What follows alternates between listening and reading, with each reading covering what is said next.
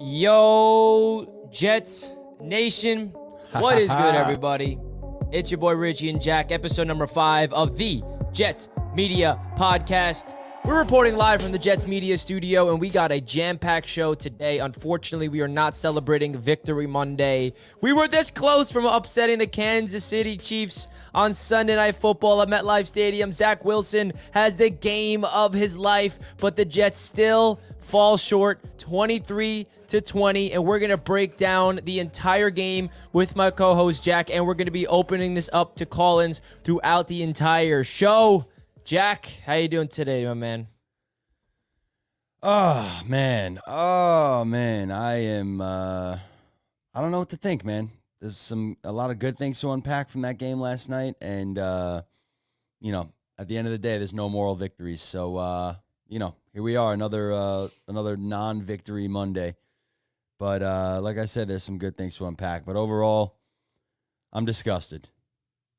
Facts, dude. And listen, there are no moral victories in the NFL because every single game matters. Every single loss and win it means so much more than any other sport. But if there ever was a victory where you can feel good about with this Jets team, it definitely is this one. And the reason for it, it's just Zach Wilson, because we were going into this game with the entire NFL world, including Jets fans, expecting this to potentially be the final game of Zach Wilson's life as a New York Jets quarterback. And he goes out there and plays his heart out and plays his best game of his career, outplays Patrick Mahomes, and unfortunately still is unable to get the victory. He makes a critical mistake in the fourth quarter, and he was unable to get the ball back, which will break it all down. But, man, I just got to, before we get deeper into the nitty-gritty of this game, before we get into the callers, before we talk to the chat, I just got to give a huge shout-out to Zach Wilson, because you, with the entire world stacked against you, with all the odds stacked against you, with everybody expecting you to fall on your face, you stepped up and played the game of your life.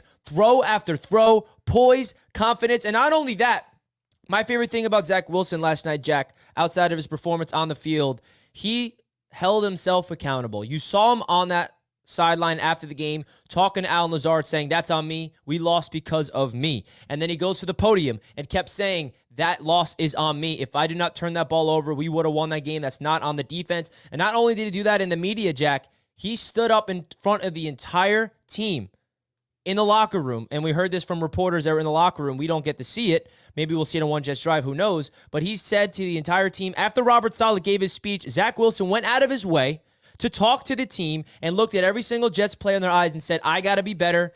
That loss is on me." And that tells you so much about Zach Wilson's maturity and so much about his growth as a quarterback. And it just gets me a lot of optimism heading in, because this is exactly what Zach Wilson needed heading into next week. But at the end of the day, man, it's still a loss, and the Jets got to freaking move on and destroy the Denver Broncos. But we'll get more into that later on in the pod. I feel much better about our chances against Denver after, seeing how this Jets team performed last night. Zach Wilson, man, against all odds, with everything stacked against him, every fan, every analyst, even his teammates and coaches, I'm pretty sure, thought that this was going to be it for Zach Wilson. And, while he did not play a perfect game, unfortunately that fumble is still sticking out in my head. He had, statistically probably the best game of his career in terms of passing the ball, making decisions. Not throwing any interceptions. Obviously, he had that fumble, which was crucial, which we'll get more into, because as hyped as I am for Zach Wilson, ultimately that was a crucial mistake that he made that changed the course of the game. And while I don't think it's his fault that we lost, that play, man, it's plays like that come back to haunt you, that keep you up at night. So I can't exonerate Zach for that. But yeah, he showed up, threw the ball. They let it fly. He looked calm and poised and confident in terms of throwing the ball. Outdueled Mahomes in terms of passing, and was very impressive. I really wish that fumble did not happen, obviously, for the outcome of the game, but for Zach as well, man, because he was humming, absolutely humming. And you come out of halftime.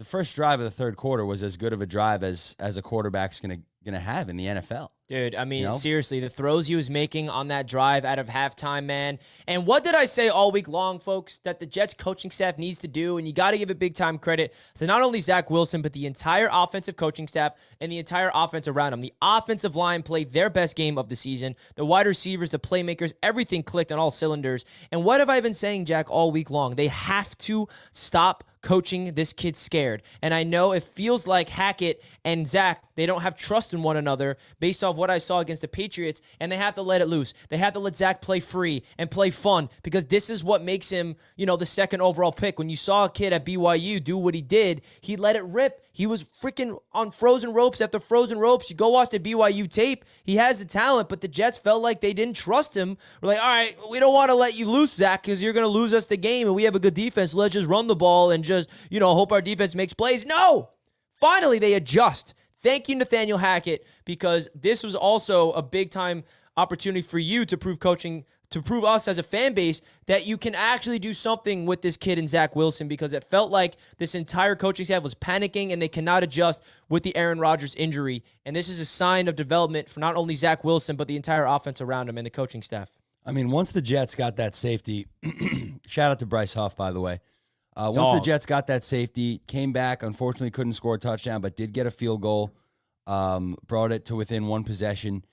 And, then Zach Wilson just turned the tide, started going off. And it was amazing to watch, man. I mean, his, like I said, his confidence throwing from the pocket. Shout out to the Jets offensive line as well, man. Because that was, the reason for Zach's success. Or at least, one of the reasons. Obviously, we got to give Zach all the credit in the world for playing well as well. But, in terms of his, in terms of the offensive line being able to block and provide him with a good pocket, what more can you ask for? So the offensive line was put in work. Joe Tippmann is not allowed to pressure through 2 starts. So 84 pass blocking snaps for Joe Tippmann through 2 career starts, 0 pressures. Great, man. It's exactly what you want to see out of the young guy who kind of got thrown into the fire a bit unexpectedly. Although we were all, pining for it. Bring on Joe Tippmann, bring on Joe Tippmann. And all of a sudden, that right side of the line with Joe Tippmann and AVT, shout out to Elijah Vera-Tucker, man. Dog. He's an absolute chess piece. And I wish we didn't have to move him around this offensive line as much as we do. But I don't know, man. Maybe he's our right tackle, and Joe Tippmann is our right guard. And, maybe we have those 2 pieces on the right side of the line. Who knows? Maybe Mekhi Becton is our left tackle. Hey, sign me up, man. As we drafted him to be. This offensive line deserves all the flowers. And another position group that deserves a lot of flowers, Jack, the tight ends. I mean, shout out finally Jeremy Ruckert getting on the field, making play after play, blocking that ridiculous catch he had on that right sideline. Zach Wilson recognizing the all-out 0 blitz. He trusts his man, Jeremy Ruckert, throws up a dime on the sideline. Jeremy Ruckert brings it in. Tyler Conklin making plays after plays. CJ Uzomah gets in the end zone with the touchdown. I mean, it was just an overall great day for the entire offense. Alan Lazard having his, game of the season for the Jets. Garrett Wilson, 9 catches. Breece Hall broke one free. Overall, man, you just can't ask for more from this offense. Unfortunately, you can ask Zach Wilson to not fumble that snap, which I just feel like needs to be mentioned. I understand we're going against the world champions. Everybody expected us to get blown out by 30. We ended up only losing by 3. But we lost. Like I said, there's no moral victories. I would be remiss if I was to sit here for 3 hours and do nothing but praise Zach Wilson when ultimately that fumble was on him and nobody else. Nobody else but him. I think he was excited about something that he saw. He wasn't looking at the center. He was looking to his right. I think he was getting ready to throw a quick pass, something that he assumed would be right there, open for him. And, didn't allow it to happen, made a crucial mistake. And I know everybody wants to blame the refs. Believe me, nobody likes to blame the refs more than I do. But the Jets lost this game. While that was a terrible call, shouldn't have been called, wasn't consistent with other calls that were, or other non-calls that were occurring in that game. The amount of opportunities we had to go down the field and take the lead in the second half, and we ended up in a punt. Zach Wilson fumbles the ball. The Jets defense can't get off the field in the last, Chiefs drive of the game. So while, I'm super stoked with how this team played overall yesterday, it's these little mistakes that come back to bite us in the butt. And the reality is we should have won that game yesterday. We should have. And what makes me so sick to my stomach is that Zach Wilson did not even get one chance to, bounce back after his mistake. He made that mistake and he didn't get to see the field once after that, right? Now, Zach Wilson deserves to be criticized after that mistake 110%, but I was going to be really curious to see how he responds. How is Zach going to bounce back? Because, by the way, that offense was clicking that drive. He had a beautiful pass to Tyler Conklin for the first down, and it was moving, and the Jets had a chance to go out there and tie the game with a field goal or take the lead with a touchdown, and he made a mistake, his first mistake of the game. And you know what? The one thing about football is you can learn from your mistakes and you can bounce back and prove that this is a league where if you are someone that can deal with adversity and, the next drive, go out there, then no one cares about the mistake if you could prove yourself. But unfortunately for Zach, he was unable to get on the field. And that's just really, really frustrating because that last defensive possession probably took years off my life. I mean, that was the most disgraceful performance I've seen, man. Third and long. I mean, you see... They let him run for a first down twice. It was just... two times in a row they let him run for first down. Patrick Mahomes thing to his legs. I get it. He's a magician. The pass rush was there, but it's just really hard to bring down Patrick Mahomes. But I just can't believe that is how the Jets had to lose the game, man. It just makes it that much sickening, right? It's not like Zach Wilson had the ball and he threw a pick and that's how we lose. It's just like... The Jets defense was making plays, and then they just get a penalty, and then they get beat, and then another penalty. It just was boiling my blood. And then they just keep cutting to Taylor Swift and making it worse and worse and just stacking it on top of the misery. Like, God damn it. Like, NFL, why did you have to end the game like that? And that is bullshit, dude. I mean, what are we doing here? Is the NFL not already by far and away the most popular professional sports league in North America? Do we really need to bring Taylor Swift to the party? Look at the NFL's Instagram bio right now. You know what it says? It says Chiefs are 2-0 as Swifties. That is pathetic. This is the National Football League, man. Well, who are we catering to? Who are we catering to here? What are we doing? Nobody gives a shit about Taylor Swift being at the stadium. Nobody, dude. Certainly not any Jets fans, no real football fans. The fact that the NFL is still taking this narrative and running with it makes me sick to my stomach. And going back to Zach Wilson real quick, you're allowed to make one mistake. You can afford to make one mistake. Unfortunately for him, the timing of that mistake could not have been any worse. He was playing a near perfect game and then makes the crucial mistake on what ended up being the last offensive opportunity we got of the entire game. So, while you can't bury him for fumbling that ball because he did play a very, very solid game overall, the timing of it is just crucial, man. So, he can't allow that to happen. And it's not like he threw a bad interception. It wasn't a missed exchange between him and Brees or Dalvin or whoever. He freaking folded on a freaking shotgun snap, which you cannot have happen at any level, but especially not against the world champions in the NFL on Sunday Night Football when you're trying to get an upset win. Absolutely, so man. If I could, pick one play to erase from last night, it wouldn't have been the Sauce Gardner holding. It wouldn't have been Mahomes, 3rd and 22 scramble for 24. It would have been that, man. What would we have? Because that drive was, we were cranking again. We had a couple duds on that drive. Dalvin Cook, I don't know, man. Can someone say healthy scratch?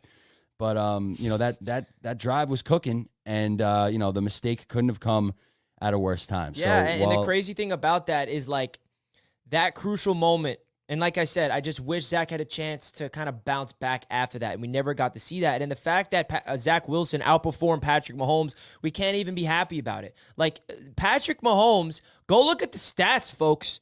It's not Mahomes. Mahomes is probably one of the best quarterbacks I've ever seen in my life in terms of just like athleticism, talent, magician stuff.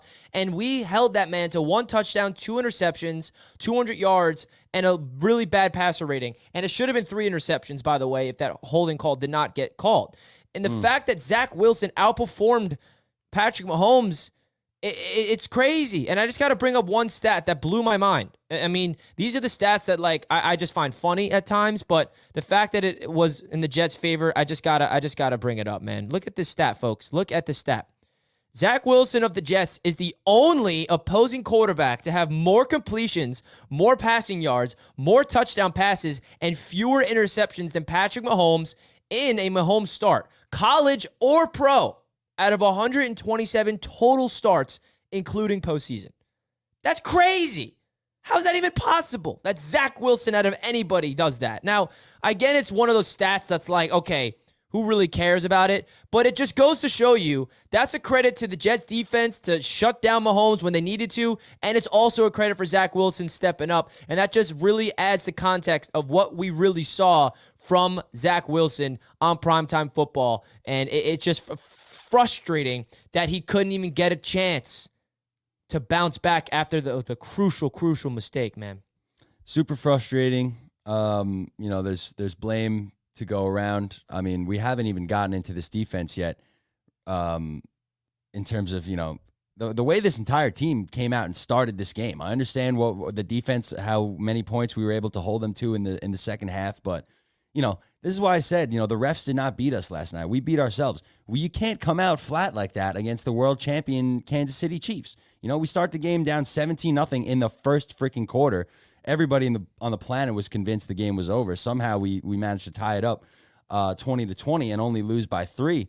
But there's so many little critical areas that we missed on last night.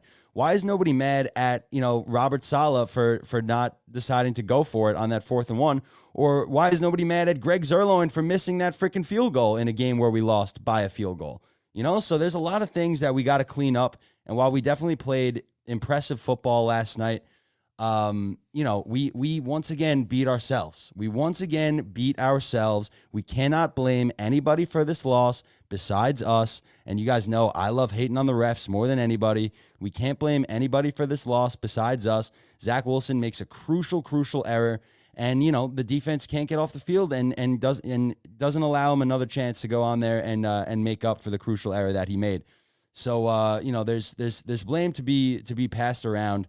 And surprisingly, the brunt of the blame is not going towards Zach Wilson's what way. It usually has been the first 3 weeks. It's always been on Zach, and the fact that it's not on Zach really tells us a lot, and gives us some sliver of optimism heading into next week against Denver. And it kind of is wild when you bring up the fact that the way this game started, right? I mean, it was 17-0, and we're all thinking the same thing. Oh my God, here we go, an embarrassing primetime miserable game all over again. And the fact that this team came back and made this a game, bro, and tied it up the way that they did, bro. Unbelievable. I mean, starting off, with Bryce Huff getting that safety, drawing that penalty in the end zone, and then we got Ashton Davis getting that interception on Mahomes. Shout out to Ashton Davis. I don't know what that throw was from Patrick Mahomes, but hey, he's one of those quarterbacks that makes mistakes when you get to him with pressure, and that's exactly what the defense did. The Jets go out there. Zach Wilson almost makes the highlight of his life with that crossbody throw to Tyler Conklin for the touchdown. Unfortunately, was just a little beyond his reach, and Conklin cannot bring in that spectacular catch. Missed They make it opportunities. 17-5, and then the Jets, they get another stop. They get the ball back, and that's when Zach Wilson does Zach Wilson things that I've been preaching all week long. Take some shots down the field with the guy in his face. Zach Wilson launches it to Allen Lazard. Lazard does a great job of coming back for that ball, completed, and then what does he do on 2nd and goal? Play action, patience, lobs up a dime to CJ Uzama, and then the Jets defense goes back, gets the ball back for this offense, and then the 3 points happen, and then the first drive of the half, bro, down 8 points. What a drive. And then they tie up the game to drive. Lazard, and then how about that 2-point conversion by Zach Wilson with his legs? Oh, my God. I mean, I can't believe, Jack, like, the way that this game started to the way it ended. And again, it's so hard to be happy about a loss, but like it just tells me, man, and if there's no excuse for being down 17-0 in the first place. The defense, I expected this defense to not be perfect. I did not sit there and be like, all right, the defense is going to pitch a shutout against the Chiefs, but you can't go out flat like that right out of the gate. And the defense did their job beyond those 3 possessions of 17 points, but you also can't give up those 17 points that early in a game against the reigning defending champions. But, this is a team game, and it's a team loss. And the fact that we're not saying this is all on Zach Wilson is definitely progress, if I had to say. Hemlock with the $5 super chat, the first dono of the Jets Media Pod. I appreciate it. I'm saying celebrate the future after that game instead of mourning the loss. Let's go, Jets. Listen, man, it's hard to celebrate losses in this league when, every game is critical. But the fact that our quarterback did what he did, it with all the different, there's so much context involved, folks. It's not just yeah, your quarterback played good. No, this was a game where literally everybody's oh, we signed Trevor Siemian. Trevor Siemian's playing against Denver next week. If Zach plays like crap, and he went out there and played for his life. It was personal for Zach. It wasn't he wanted to go win this game for, the team, which obviously he was trying to do, but you can tell Zach was playing for something bigger than football. Absolutely, man. And I don't want to, I hate having to come on here and, rip into Zach Wilson. Nobody wants Zach Wilson to succeed more than Jets fans. I have no personal issues with Zach Wilson. I want him to be successful for the Jets. That's what we drafted him to do. But you can't ignore crucial mistakes when they happen, and I'm not going to sit here, when we're 1-3, last place in the division, and celebrate a loss in a game that we should have won. I mean, you can't come out looking as absolutely flat-footed as you did. We did make up for it until we didn't. So I mean, it's a 3-hour show, so I'll fluctuate back and forth between happy and sad, but I'm not coming on here and celebrating a loss to anyone, man. I don't care if it's to the Chiefs or to the freaking Cardinals or to whoever. We need to win games, and we're 1-3 right now, so we're not getting the job done. Let's get into some callers, guys. We're going to get some callers throughout the entire podcast, so guys, click that link if you want to join, but also, please, hit that like button on your way into the show, guys. We got 43 likes. It would mean a lot to me, folks, if you guys can simply do your boy a solid favor by hitting that like button, guys. Would really, really appreciate that big time. So let's get into some callers. We're going to get to some callers throughout the show, so stay patient backstage, guys. We're going to try to get as many of you guys in as possible. All right, so let's get it, baby.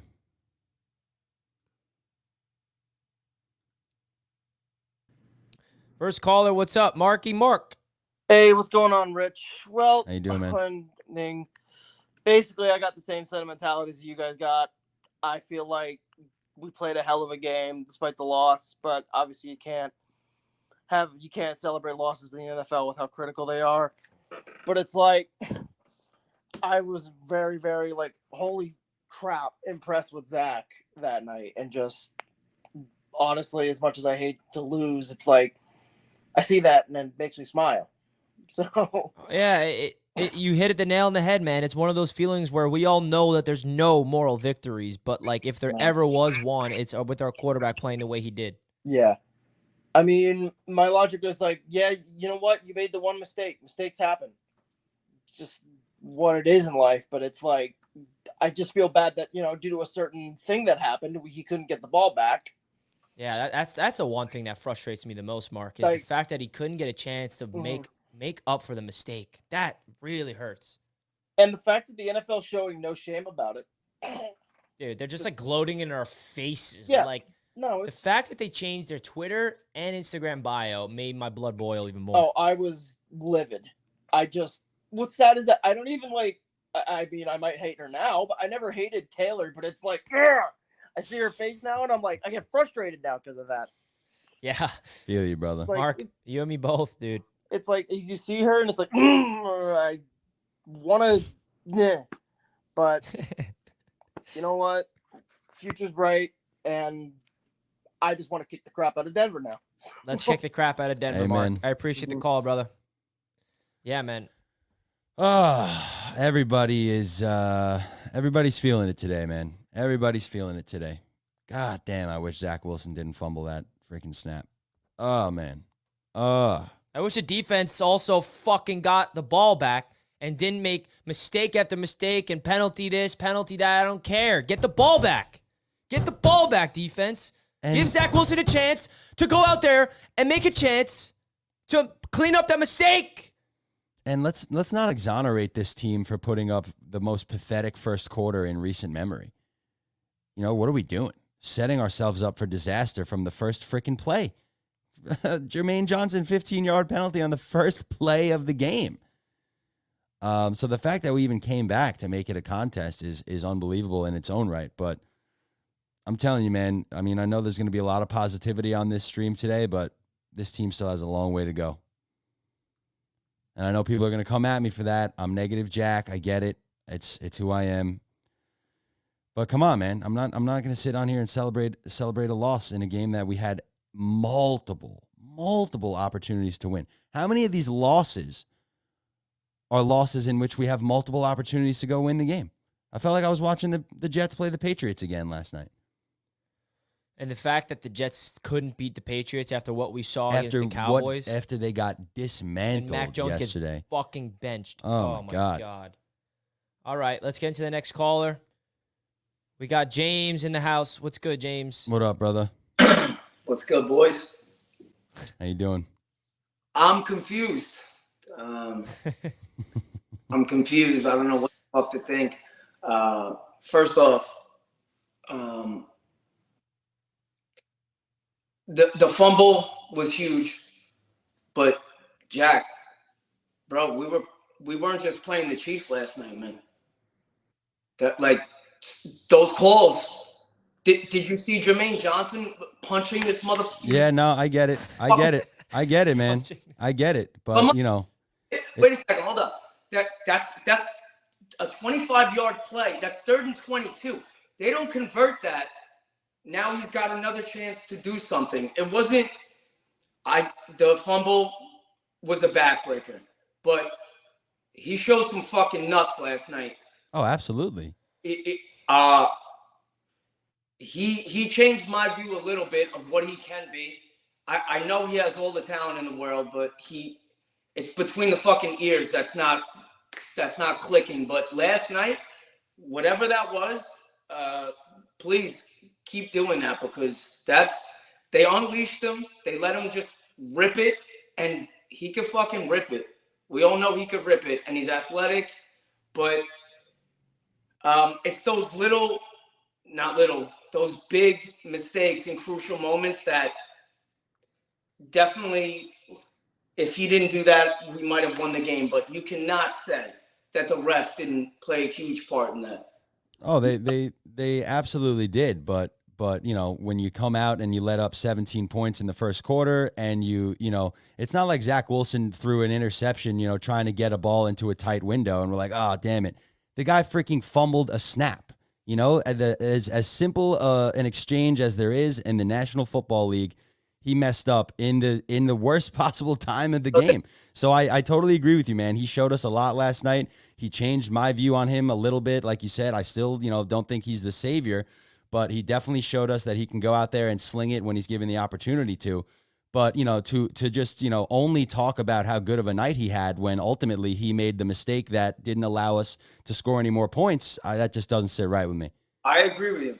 I agree. I cannot argue that fact. There's no doubt about it. But there was definitely, I'm telling you, there was something that just didn't sit right with me with those calls, bro.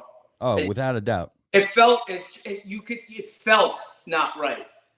It felt not right, but yeah, listen, it's different when they're just one bad call. Like, bad calls happen, but the fact that it was multiple, and the fact that they're just like gloating it on social media about the Swifties, is just piling on. It's just like I'm not someone to just be this guy that's like blaming this weird conspiracy theories, but it's just like it just doesn't make sense. It's not adding up, and it's driving me nuts, James. It's driving me nuts. Well, I hear you, James. I appreciate the call, brother. If he balls out next week, it's time to maybe think maybe he's actually everybody matures different in life, man. Everything clicks at different moments. Like, yeah, man, he had a good game, but then again, it's all up to him to continue and stacking up the days, because everyone's gonna forget about last night if he goes out there against Denver and does not play well. So that's what it's all up to now. We were saying, but let's just be positive for this week, and this is a game we can win. So keep up the good shit, boys. I'll talk to you soon. Appreciate you, brother. Appreciate you, brother. Shout out to James, man. I agree, bro. James came on the call-in show for the post game last night in his car, and he brought the fire as usual. Gosh, dude.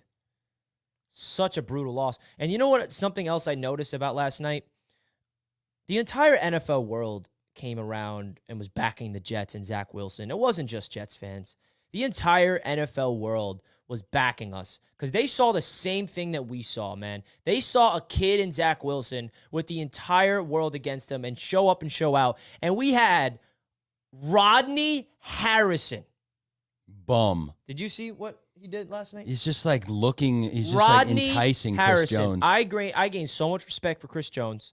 Not that I'd never already had respect for him, but he was trying to bait Chris Jones into being just go to his level of being an idiot.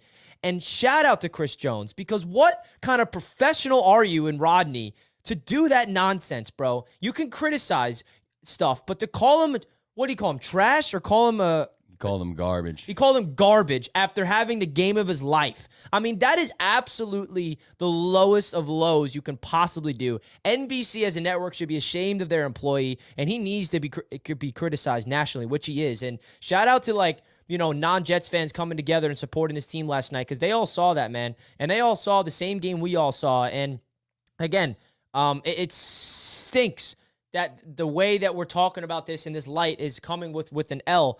But at the end of the day, man, it just all comes down to the same breath. We have to stop having self-inflicting wounds, and we absolutely need to galvanize and use this game as momentum to spiral upward, because the momentum of the season was going down, and right now we have 3 straight losses, and we have such a big opportunity to get back on track on the road, man.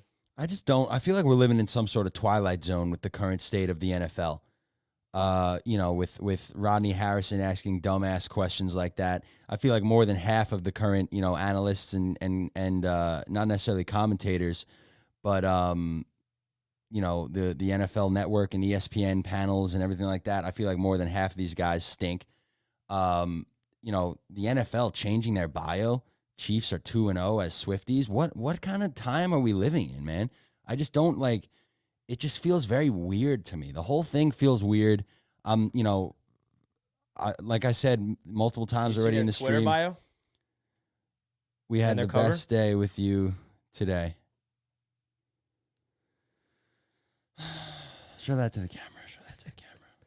Can the camera see that? So on here, I tweeted these screenshots out last night, so I'll just pull that up and let the podcast know for the people that are listeners what I just showed you. I mean, it's the Jets cover photo on Twitter, and it's No, the NFL. The NFL's cover photo on Twitter rather, and it's just a picture of Taylor Swift, who didn't even look good last night. By the way, man, she looked much better. We had the best day with you today. That's their caption. We had the best day with you today with Taylor Swift on Twitter and on Instagram. Chiefs are 2-0 as Swifties. Like what? Like, what are we doing, man? What are we doing? Like I get that she's bringing like this company of the NFL like a completely different like revenue and a different market, but this is still asinine that this is happening. And they're the freaking most popular league in North America, bro. They're playing games in London. They're playing games in Mexico. They're playing games in Germany. You're telling me they need Taylor Swift to bring more money in? Nonsense, dude. It's absolute fucking nonsense. And I'm sorry for cursing. But come on, man. I mean, we got to deal with garbage like this all week leading up to the game. Watch our team down 17-0 in the first quarter. See her celebrating after every freaking positive Chiefs play. Makes me sick, man. In MetLife Stadium, makes me absolutely sick. We got losers like Rodney Harrison pushing a Zach Wilson garbage narrative. NFL changing their bios on social media. Couldn't make it any more obvious what's going on. I don't know, man. Everything just feels a little spooky, a little kind of Illuminati-ish. And that's what I'm saying. Like, I'm It's usually so the weird. last person to ever believe in this crap, but like it's so weird. Like the fact that the way the refs called that game and then seeing the NFL do this, it just doesn't sit with me, man. It just doesn't sit with me. And there's no excuse for everything we saw from this team throughout all 4 quarters. They had mistakes, and I get all that, but still, the penalties that were called and the non-penalties that were called mixed with Taylor Swift, it just feels like they wanted to have that bio 2-0 as Swifties, and they wanted to please all the new fan bases on this team, and it just drives me nuts. Okay, it just drives me absolutely nuts, and it makes the loss feel that much more. This is about football, man, where every play tells a story, every play matters, and they're making it about not football. They're making it about the people that are there to watch the football. But this is not about that. This is about the football that's being played on the field, the guys that are out there putting their freaking bodies on the line to go out there and hopefully win some games. It's just pathetic, man. I understand, you know, it was the only game on TV at that time last night. It was a huge money-making opportunity for the NFL. Listen, at the end of the day, I'm aware that the NFL is a business first and foremost, but when you're guys like Richie and I, all of you watching in the chat, that care so much about this stuff, pretty much make it our entire identity on this planet is the Jets. It just rubs me the wrong way, man. You can't help but have it rub you the wrong way, and it just leaves you, you know, scratching your head, wondering, are there external factors really at play here? I don't know, man. Yeah, and it's driving me nuts, folks. Guys, if you're just tuning in, guys, please do us a favor. Simply hit that like button. We got 57 likes. We can do better than that, folks. Guys, support the channel by hitting that like button. And we would also appreciate it, guys, if you could check us out on the podcast format. If you guys see the links in the description, you'll see the links for Spotify and Apple. If you guys can do us a gigantic favor, guys, click the links, whether you're on Spotify or Apple, download our podcast. It would mean a lot to us if you can also give us a rating and review. Would really, really help us out, guys. We're trying to get this podcast not only out there on YouTube, but also on the podcast algorithm on Apple Podcasts and Spotify. It's also out there on any other platform that you guys are checking out on your podcast. So it would really mean a lot to me, folks, if you could simply click the link down below in the description, either Spotify or Apple, whichever way you get your podcast. Give us a rating. I'm not going to tell you what rating because you guys have the right to choose where. Give us 5 stars. Come on. You guys have the right to choose how you want to rate us, and it will also mean a lot if you can send us a review and let us know how we can improve in the review, or if you like us, just let us know, guys. Would really, really appreciate it big time. So let's get into some more callers, guys. We're going to get through the callers throughout the show, so if you're backstage for a while, just stay patient with us. We're going to try to get to all you guys throughout the entirety of the show, man. Next caller, we got Lascelles tuning in. What's up, dude? Lascelles. Hey, what's up, guys? What up, buddy? Good. Better from last night, I will tell you that for sure. I went in on the refs in the post game thing, and I was livid. But I do agree with Jack because I don't like using refs to say that we lost. So we should not have given up 17 points. 17 points, like, at all. Like, not even that shouldn't be a thing. I understand it's the Chiefs, but you can't do that. You can't have 17 points unanswered on you and then wake up. You gotta wake up as soon as you get into the game. Amen. But it's just so frustrating knowing that we could lose like that. It's just a frustrating thing to think that the refs could do a call late, I mind you, as well. And with the interception, they threw the flag extremely late. Yeah. After the reception. It's like the ref was waiting. Oh, interception? Oh, okay. There you go, Pat. Yeah. Don't worry, Swifties, we got you. Yeah. It's like and Sauce put it in as well. He said it there. It's because I'm like the same thing. If you throw the flag before, like, when he did it, I'm okay with it. I'm like, okay. Like, it's still a weird call, but it's okay.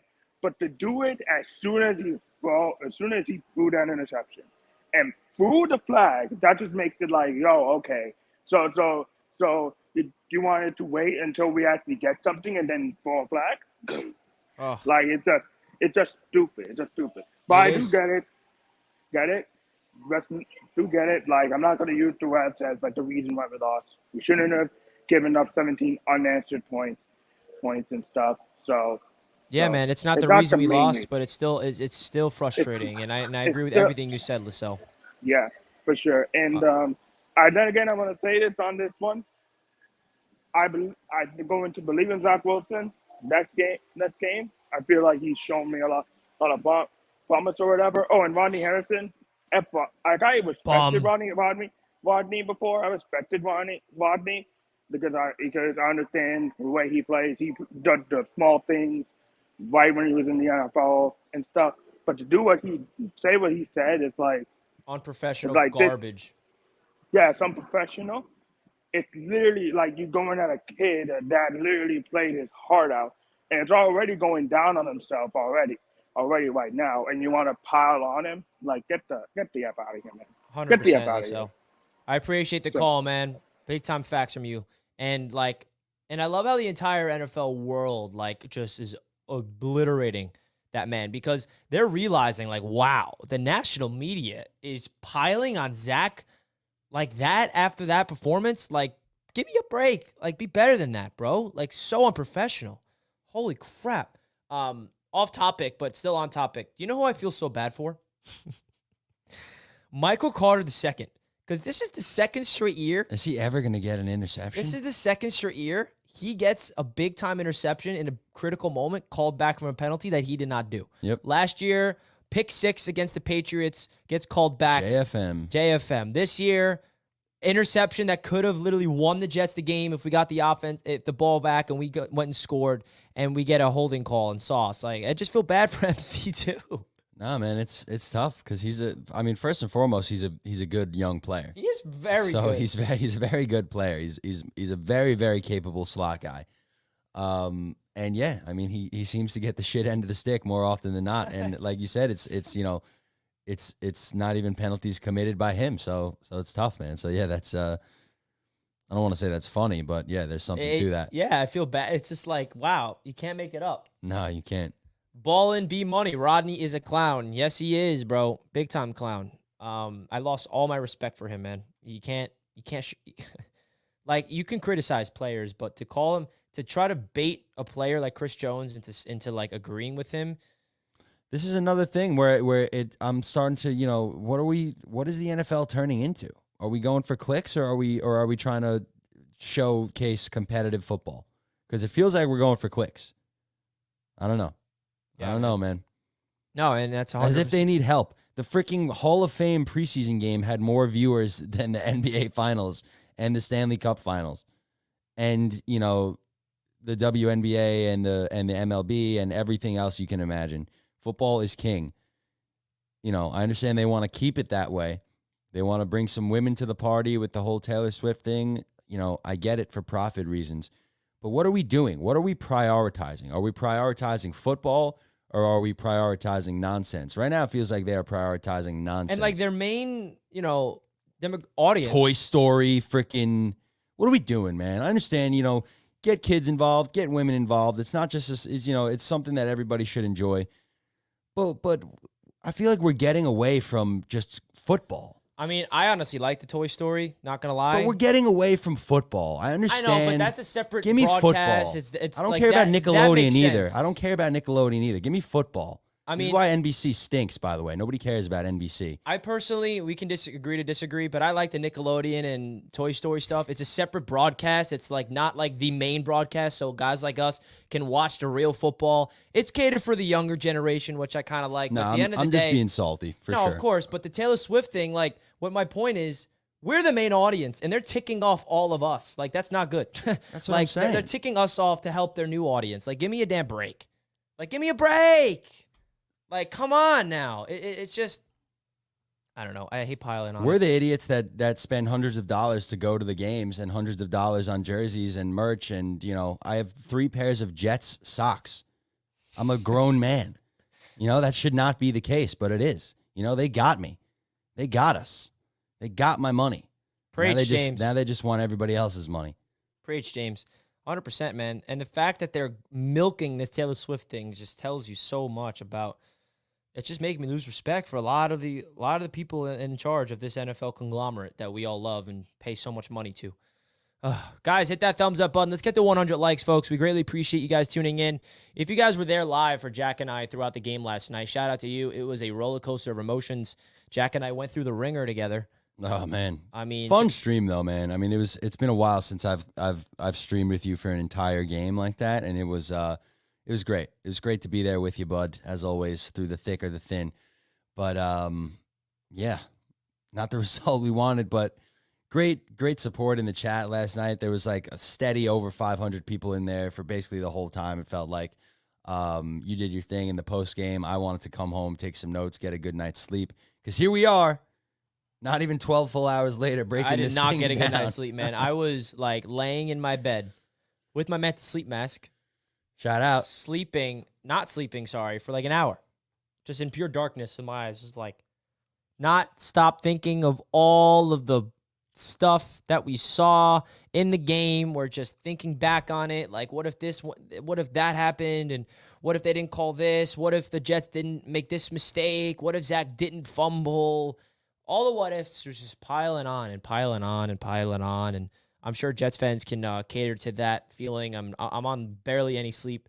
But hey, I'm here for you guys, man. And shout out to my beautiful girlfriend, Stephanie, because she is as big of a Taylor Swift fan as they come. And she did not even once mention Taylor Swift to me last night because she knew it would have been the hair that broke the camel's back and I would have lost it.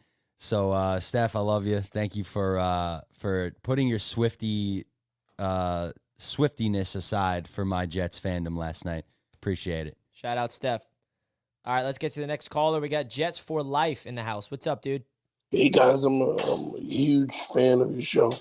Thank you so much, man. Thank you, bro. Appreciate that. You know, I think they cheated us last night. They should have called holding. The guy almost got to Mahomes, and they just never called it. Yep. The one on Jermaine Johnson. Wait. Say that again? The guy, he almost got Patrick Mahomes, and they never called holding. Hey, what up, TD? Jets for life. Yo, bums. Jets for life. Dude, someone screenshot this, man. Oh, my God. You cannot put on a bad voice. Your voice is too distinct. Your voice is too recognizable, I thought bro. I could get away with it because I'm losing my voice.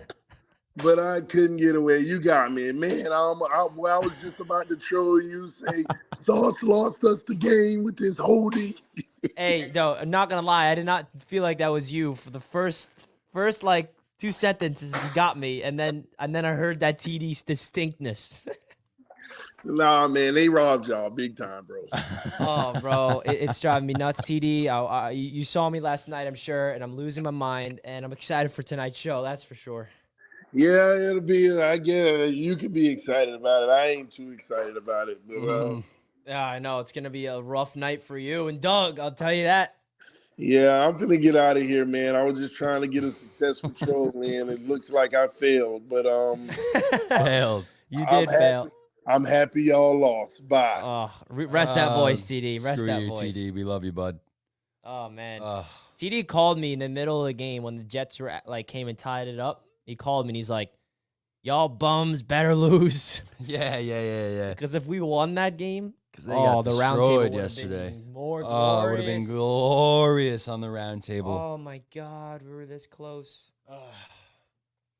TD, bro. What are you gonna do, man? He almost got me though. He did. That was good. You were looking at me. I'm like, I didn't even get it at first. I'm like, oh yeah, that's TD. That's TD. Yeah, I looked at Jack and I was giving Jack the look. I'm like, you know who that is, right? And then he figured it out before I said it. Oh man, that's good stuff. That's good stuff, dude. That is good stuff. Shout out to TD Fins Talk, man. I know what it's like to go on to a round table when you're not excited for it. I know what that's like, and it's gonna be rough for him. But you know I'm gonna let him know. Oh, for sure. I ain't holding back. No. Oh God. Craig says, Richie, fixing my debit card info so I can super chat. You know what I've been saying since Dallas. Let me know you see this, please. Sorry for the Caps trying to catch his eye. I got you, Craig. I appreciate that, man. Appreciate you, Craig. Got to give Craig a shout out. He has been behind Zach Wilson through it all. He is probably the definition of a Zach truther. And Craig, congratulations, man. Your guy stepped up last night. So congrats, Craig. Yeah. Okay. I don't know, man. Can we win a freaking game that we're supposed to win? Not going into it, we weren't supposed to win, but, when you come back and make it a game and you have every opportunity to go out and take the lead and win. Can we do what we're supposed to do and win as a team? Not just on Zach Wilson. Can we do what we're supposed to do and win? I don't know. That'd be nice. It would be nice. 3 losses in a row now. Sharif, you're live, man. What's up? What up, Sharif? How we doing, brothers? Good, man. How are you? I'm good, man. Hey, I thought we was watching a football game last night. Turned into a movie for us, man. A lot of suspense going on. Oh, man. But one thing I want to say is our back end is killing us with the big plays, man. That hurt us. Yeah, we know about the fumble. That's one thing. But what's going on with the politics behind closed doors, man? I feel like the refs was paid last night. Some surveillance and some phones need to be checked, man. Dude, I mean, you know, I've said it multiple times in the stream. I don't blame the refs for this one, although, you know, there's a lot of inconsistencies among the calls. But I mean, especially that, you know, the sauce holding for the flag to be thrown. I mean, listen, I don't think, you know, you let the guys play. You try to be consistent with the calls. You're certainly not allowed to wrap your arms around the helmet of another player. So while I think it was a tough call, I think, you know, certain refs make that call. Certain refs don't make that call.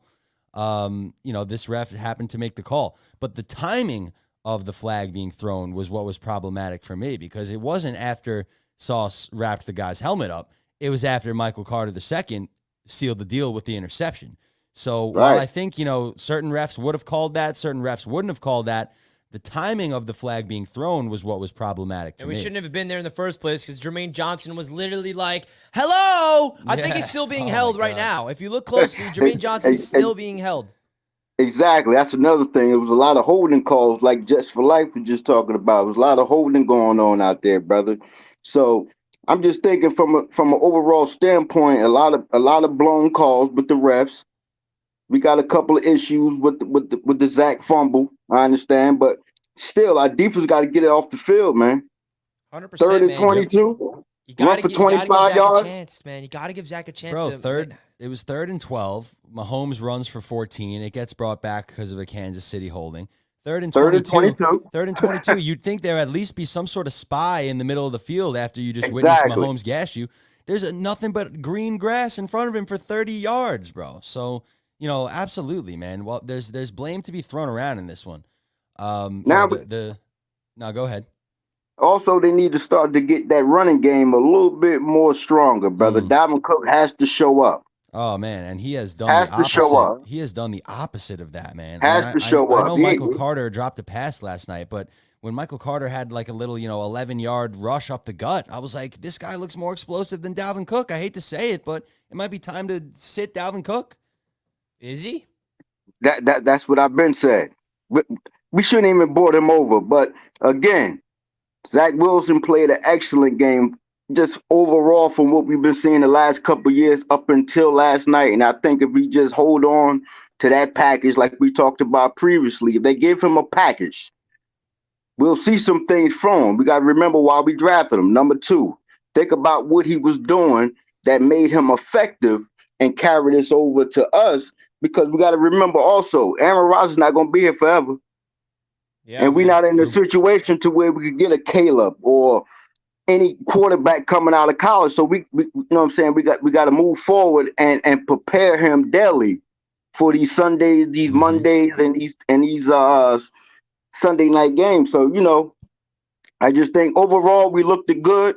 Still got some work to do. But you know what I'm saying? We got to get to the point to where we all was watching all off season. If we thinking about Super Bowl and high ground as far as the playoffs, it starts with us here. We gotta get off the Aaron Rodgers. That's over. 100%, Sharif. I appreciate the call, my man. And appreciate you, Sharif. I think you hit the nail on the head. I mean, these callers are bringing it, man. It's a frustrating game, man, from multiple angles. From, like you said, the political angle outside of football between the special guests in attendance and the refs and all those external factors, and then to, the game that we witnessed, a very, very good game from Zach Wilson. The big mistake to kind of negate some of it, and, the defense not doing their job in the first quarter and then not doing their job in the last drive of the game. Yeah, I mean, there's so many different ways that you can be upset. This is such a unique game because there's so many different ways you can be upset. You can be upset because Zach fumbled. You can be upset because of the defense. You can be upset because of the refs. You can be excited because of what you saw from Zach. You know, you can be excited about what you saw from Nathaniel Hackett. You can be excited seeing, Robert Saleh more angry than any coach in the history of the NFL on the sidelines yesterday. I thought he was about to get unnecessary roughness called on Saleh. I've never seen that. I thought he was about to get. I think it was an unsportsmanlike conduct. I think, but I've never seen that before, man. I didn't know Saleh had that in him. He's such a, kind of mild mannered guy for the most part. I mean, we saw a little bit of real insight with Hard Knocks this summer, dropping F-bombs left and right. But man, I thought he was about to physically attack one of those officials yesterday. You wanted man. to. Oh my God. He and I mean, besides maybe Dan Campbell, give me Robert Saleh over any head coach in this league, bro. Saleh's bad. Saleh's gonna eat somebody. Rip someone's head off. Oh my God. Brennan with the super chat. The one time Sauce doesn't hold is the one time they call it. Y'all got robbed and you're gonna be fine, says a Bills fan. Well, respect to you, Bills fan. I appreciate the super chat and I appreciate the support. And this doesn't make me feel any better just because I'm so sick of this. You'll be fine. Yeah, you're gonna be fine.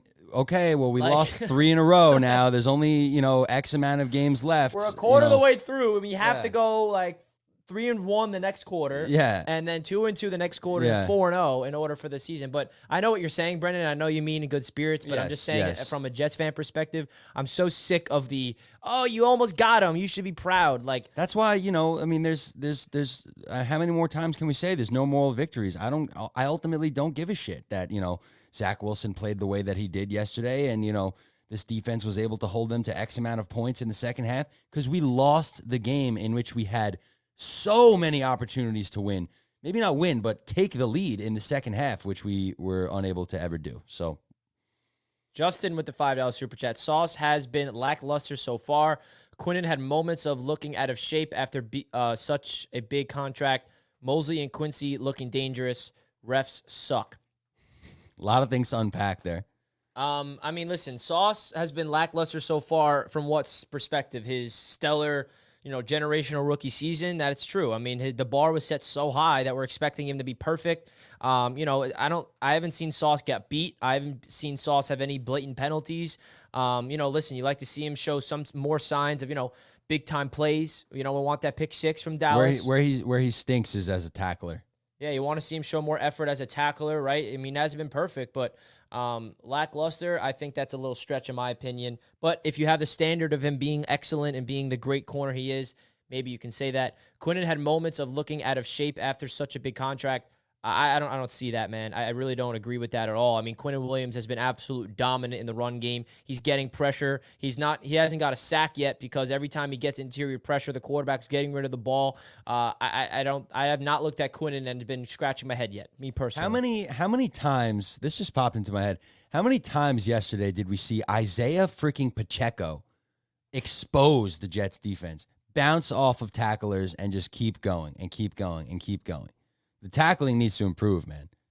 Wrap up. Yeah, the only defender that you can give flowers to is who you mentioned is Quincy Williams. I mean, he's wrapping up. He's making tackles. Flying around the field. And holy shit, the Jets are allowed to blitz as well.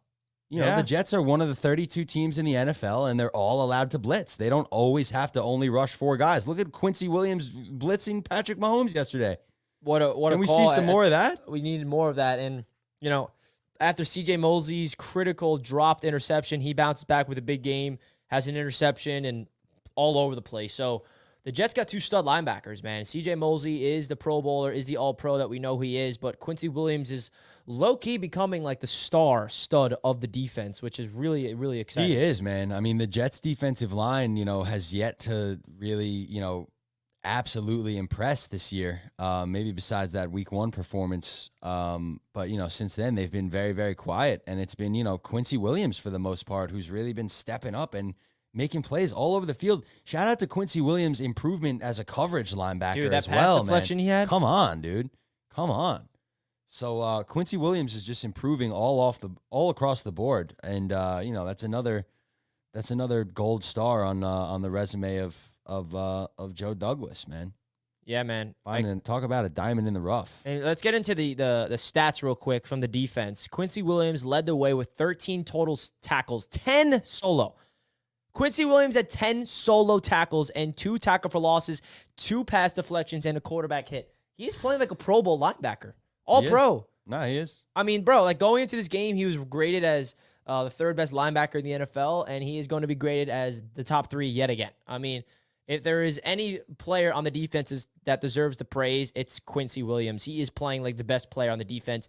CJ Mosley right behind him, 11 total tackles, 1 pass deflections, and an interception. DJ Reed with 8 tackles. DJ Reed is low-key leading the Jets in tackles as a corner. Sauce needs to learn that. Quinnen Williams with a half a sack and 2 quarterback hits. What more do you want from Quinnen? I know you want to have the double-digit sack numbers right now, but Quinnen Williams with 2 quarterback hits and half a sack. He's doing his job. And then Jordan Whitehead, he got burned on that touchdown. He tried to undercut that out route because he's trying to make a play. And then that bite him in the ass, because what makes the Chiefs offense so good is they can branch off of the structure of the play. Out route, you undercut it. What does the tight end do smartly? Let's just cut up the field, and Mahomes found him for that touchdown. Really, really hurt them big time. Quentin Jefferson had half a sack. But at the end of the day, man, the defense got burnt by Isaiah Pacheco all throughout that first quarter, got a big-time deficit. They pinned their ears back in the second half, but they still couldn't get the offense the ball back after Zach's fumble, and that's going to continue to haunt me all week long. Brennan with the $5 super chat. Again, I hear you. I know the feeling. The way I see it, Zach Wilson outplayed what was expected, and that will continue. I expect your losing streaks to stop. Well, it better freaking stop on Sunday against the Broncos, man. And, hey, if we can almost beat the Chiefs, why not beat the Eagles? Amen, dude. But we gotta be real with ourselves, man. Zach Wilson had a very, very good game yesterday, but that one very good game, I mean, I'll call it a good game because the crucial mistake was, a crucial mistake. But that doesn't, erase 2 years of horrible play that we saw before that. So while, he definitely proved, that he has, at least potential. The potential factor is back. He needs to stack wins like this. He needs to keep playing like this for a month straight, for 2 months straight. Hell, for the rest of the freaking season, man. You've had enough time learning, sitting back, not playing well. This is the time to flip the narrative. And the only way you do that, the only way you truly flip the script, Zach Wilson, is if you consistently play like this. Consistency is key. Nobody will give a crap about this game, a game in which you lost, by the way, if you come out against Denver next week and look like the same old Zach Wilson that we know.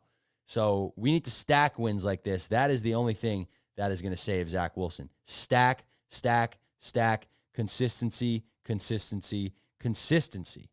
Nobody will care about this performance if we come out and lose to the freaking sorry Broncos next week. Who, by the way, gave up 4 touchdowns to Justin Fields. And I know that the Broncos somehow came out and won that game in miraculous fashion. But, dude, Zach Wilson, you have to have a similar game to the Chiefs, bro. Absolutely have to, man. There's no excuse at this point. We're all proud of you. We're all excited that you were able to show us life. And not only did he just show us life, but he showed, like, real NFL-level stuff. Like, that drive he had to start off the second half, I was looking at him like, oh my gosh, he is playing like a second overall pick in the draft. Like, that's what he's showing. And the fact that he's at least showing us the pride and showing us the ability and the flashes of it tells us that he has it. It tells us that he has it. But at the end of the day, he has to stack. He has to show consistency because we knew that he had it in him, and we knew that it was all in between the ears with him. And the fact that he actually showed it when the odds were stacked against him shows you a lot about his mental growth, but he has to continue it, man. He showed accountability, which you like to see, and now it's time to go out there and go win this freaking game against Denver. Go win this game. Freaking man. Go win this game. The one play that keeps replaying in my mind, it's not the penalties, it's the freaking fumble, man. Because we were cooking. We were ready to go either tie it or take the freaking lead, man.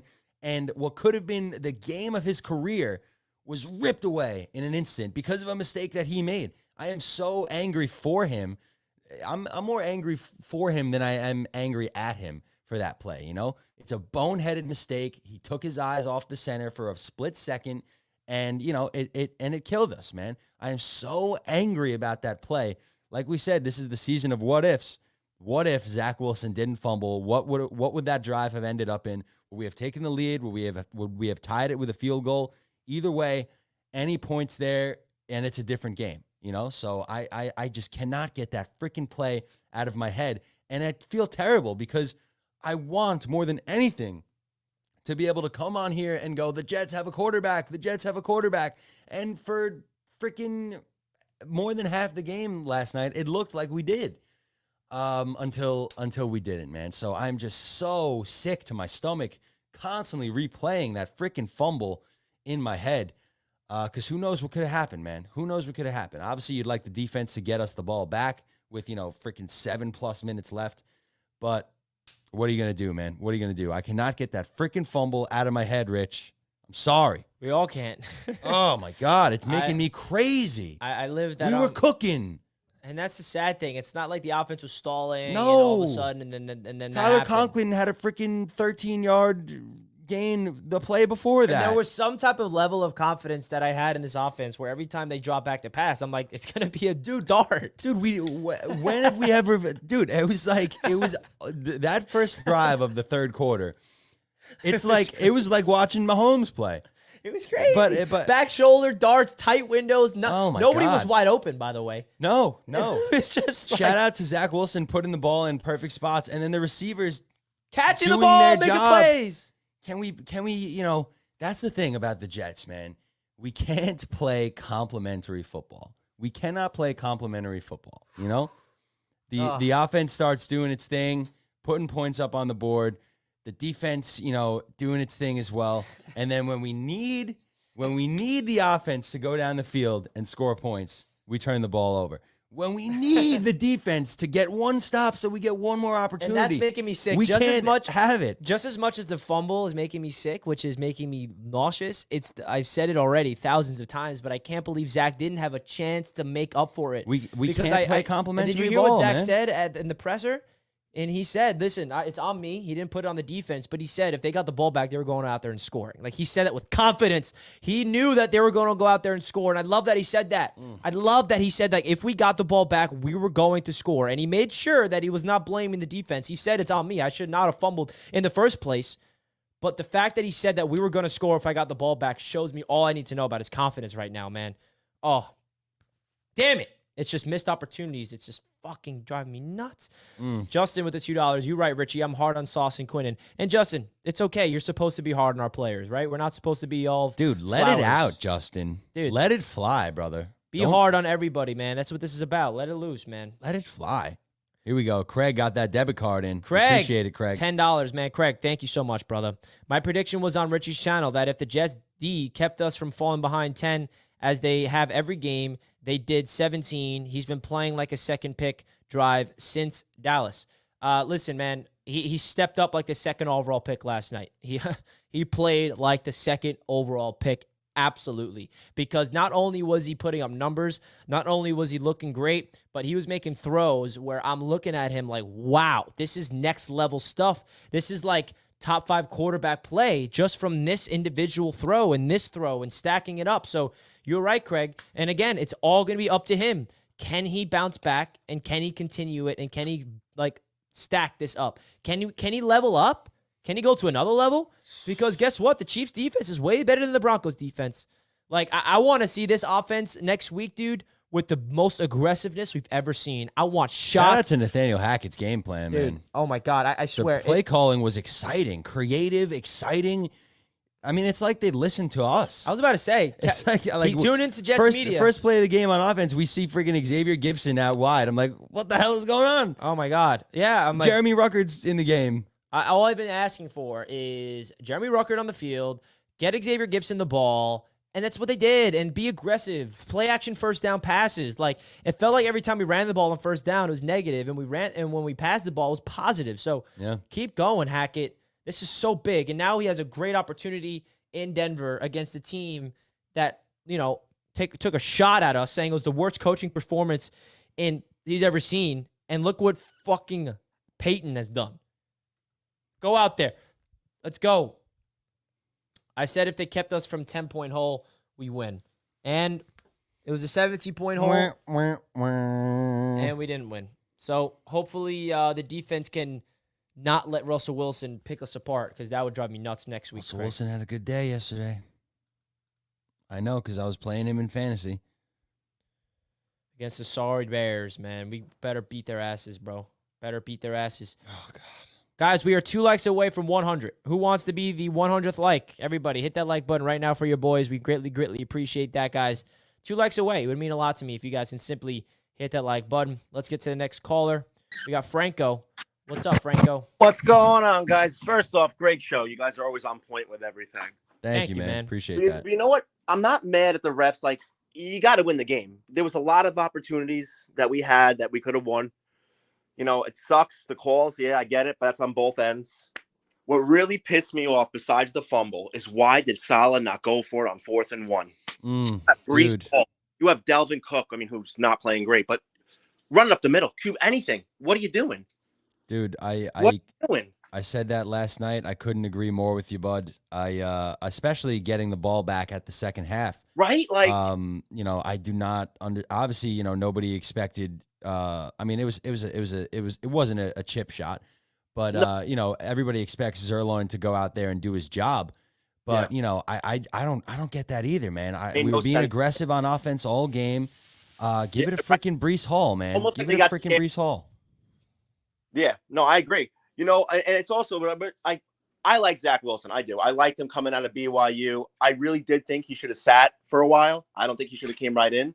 You could see he's definitely better. So there was obviously something wrong with coaching last year. You could see he doesn't have the happy feet. He does hold on to the ball a little long. But last night he was ripping it.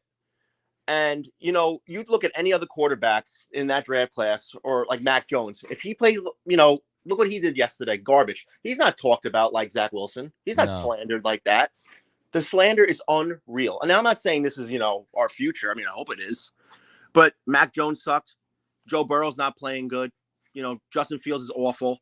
These guys don't get talked, you know, like Zach Wilson does. Mm-hmm. It's unbelievable. It really is the New York thing, man. We have a huge fan base, and they know that we're passionate, and they know that we're easily, you know, messed with. Mm-hmm. And I think, you know, it continues to drive headlines and drive clicks and all that stuff that the NFL is clearly prioritizing these days. And you know, who's bigger suckers than us, man? I know. But you know what's really cool about our team right now? We have a really good player in 17. That guy, unfreaking believable. Yeah, we didn't even get to bring him up Holy once. crap, is he good? He really so is talented, man. You know, it makes me wonder, like, if we really had a healthy Aaron Rodgers with this offensive line that is playing a lot better. Yeah, you know. man. Oh, and he needed that touchdown. You know, Zach had a missed touchdown throw to him. Oh, my gosh. Right beyond his reach. And you can tell Zach's happy. He you know, like Aaron Rodgers made it clear. You know, Nathaniel Hackett makes it fun. Zach Wilson looked like he was having fun out there. And that's all I wanted, dude. Like he was locked in. And that's the thing that would drive me nuts about Zach. Like, it felt like he lost the fun and the joy in the game. And that's what makes you know, you got to channel that inner child of that love for the game. Yeah. And it felt like he was overcomplicating things. And it goes back to even Hard Knocks, that little clip in the preseason when he goes up to Rob Calabrese and it's like, football's fun. Let's have fun, right? Like, let's stop overcomplicating. Let's stop stressing. And let's just go out there and play our game and have some fun. And that's what it looked like last night, man. Now, we need wins, though, man. I'm going to be honest with you. Like, 100%, bro. You can't be happy over a loss. We got to win these games. And I get it. You can't. If Zach Wilson puts up 5 touchdowns and 400 yards against the Broncos and we lose, problem. Gigantic problem. We got issues then if that happens. If we lose, big problem. That no one's going to be happy about that. Listen, if we lose this game, period. If we lose this game, period, we got big issues, man. We are a better team than the Broncos in every area. No, I know.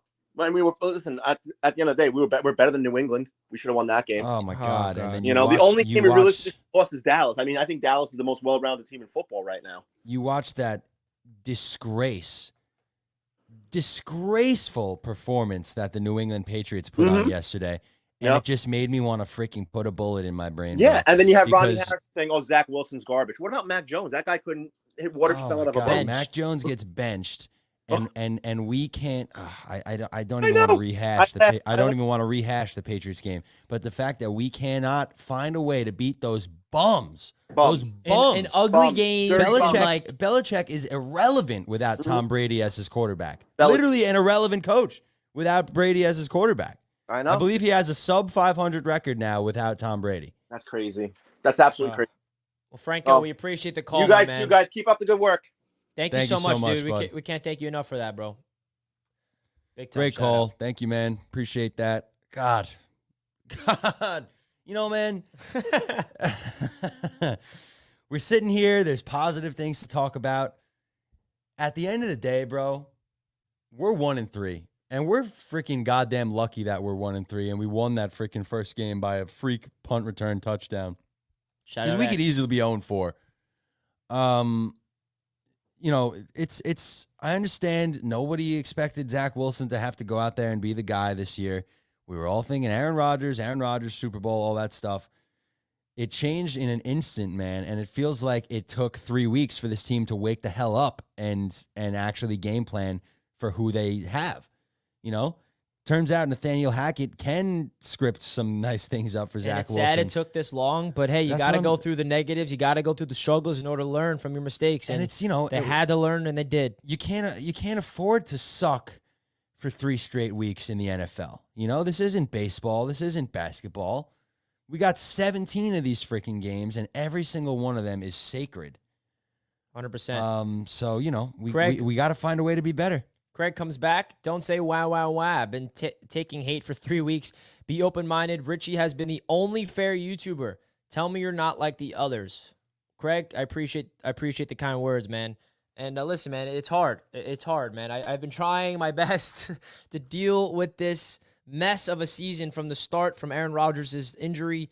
I've been hyping up. I wouldn't say hyping up, rather, just like rooting for Zach Wilson since, you know, he took over the reins, and just finding the positives, because I see a kid in Zach that has what it takes physically to figure it out. It's all mentally and it's all confidence. Also a combination of the coaching and the offensive line. And listen, I don't think we're giving this offensive line enough credit, because we're not. There's a lot of stats out there that Zach Wilson with a clean pocket is literally one of the better quarterbacks in the NFL. And by the way, it's a small sample size because it's rare that he gets a clean pocket. But last night he had so many clean pockets, and I think the offensive line deserves so much praise on top of Zach Wilson and the offensive coaching staff, man. Because without the pocket, there's no Zach Wilson zipping it around.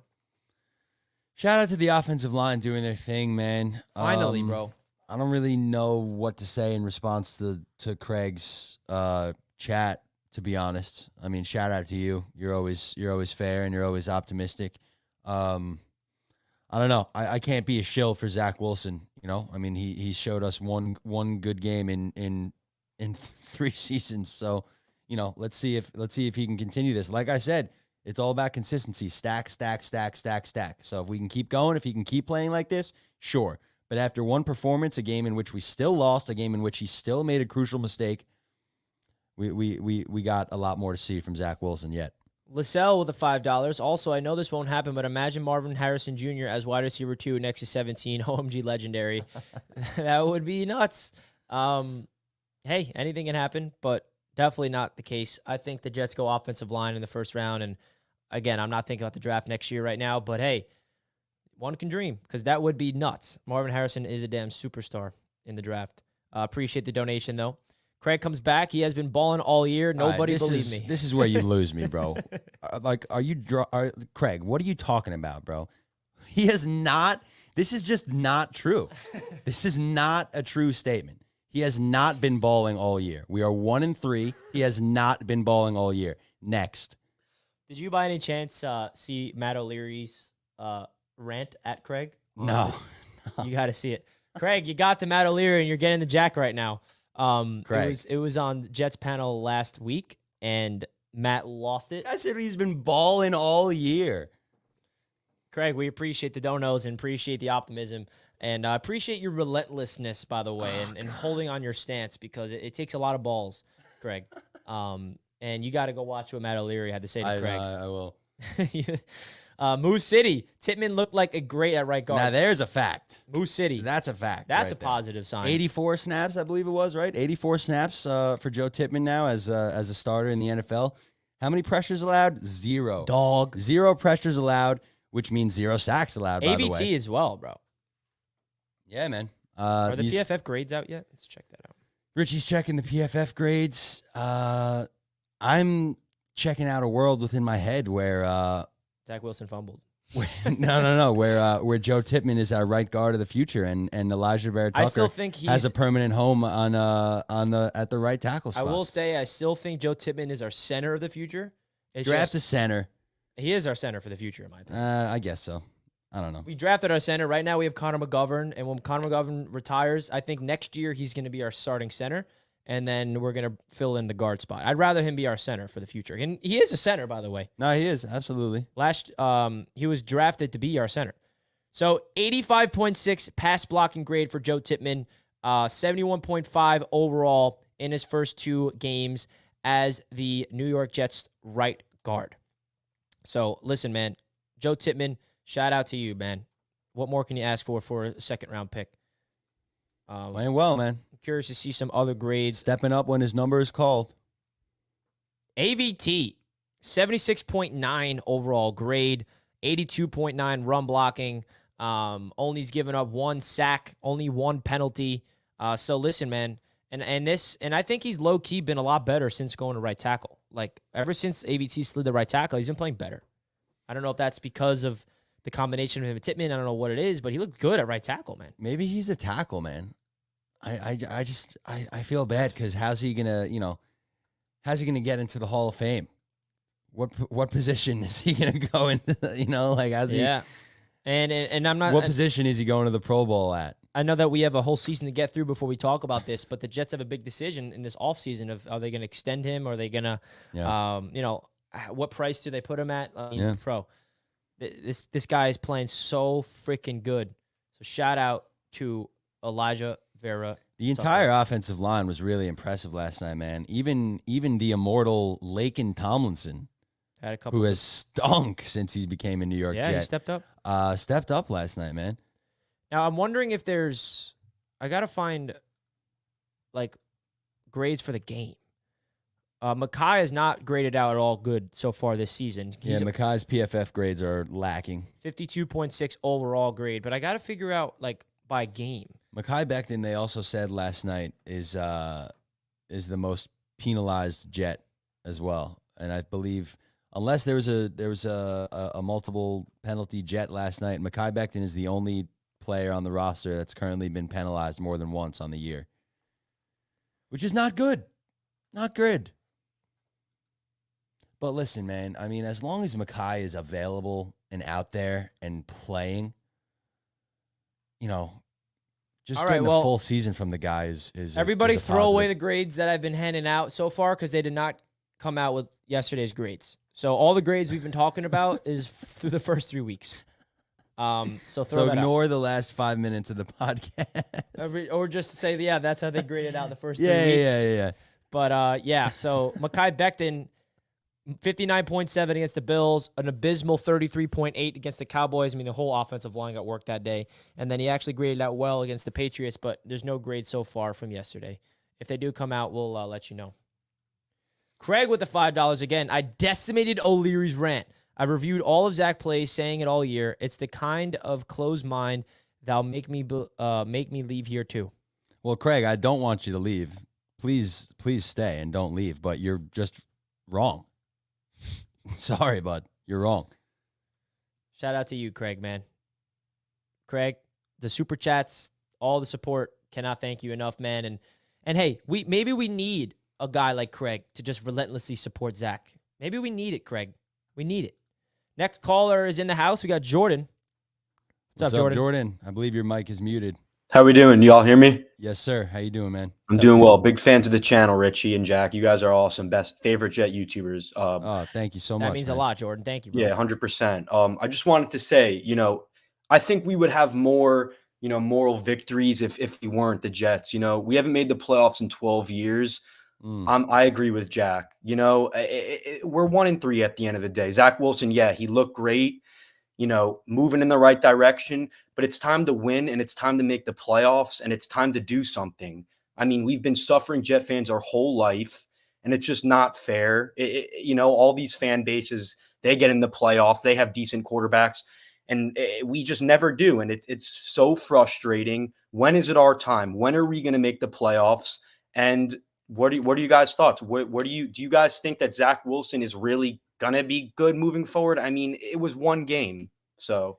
Hey man, listen, great call. And I think that if there's any sliver of hope that we have for Zach Wilson, we saw it last night. Because, and the thing that I keep coming back to is, there's a lot of context that needs to be brought into Zach Wilson's performance last night. That there were so much external factors that weighed into him. He could have crumbled mentally. And the fact that he stepped up and had the game of his life against the reigning Super Bowl champions and went toe-to-toe with the best quarterback in the NFL, in my opinion, who, by the way, played better than and, stepped up the way he did. There's a lot of context involved. And also, Joe Namath, I mean, the only, Super Bowl winning quarterback we have, going out there publicly bashing the kid, telling him he's trash and telling the Jets got to get rid of him. I mean, you can't ask for more negativity and more people not believing in you externally. And the fact that he was able to let that all go and put up the product that he did gives me personally a lot of optimism that he can figure this out mentally, because I've been on record saying that his issue's always been mental. It's never been physical. He has the talent. He has the athleticism. He needs to get confidence, and he needs to let it rip, and he needs to have,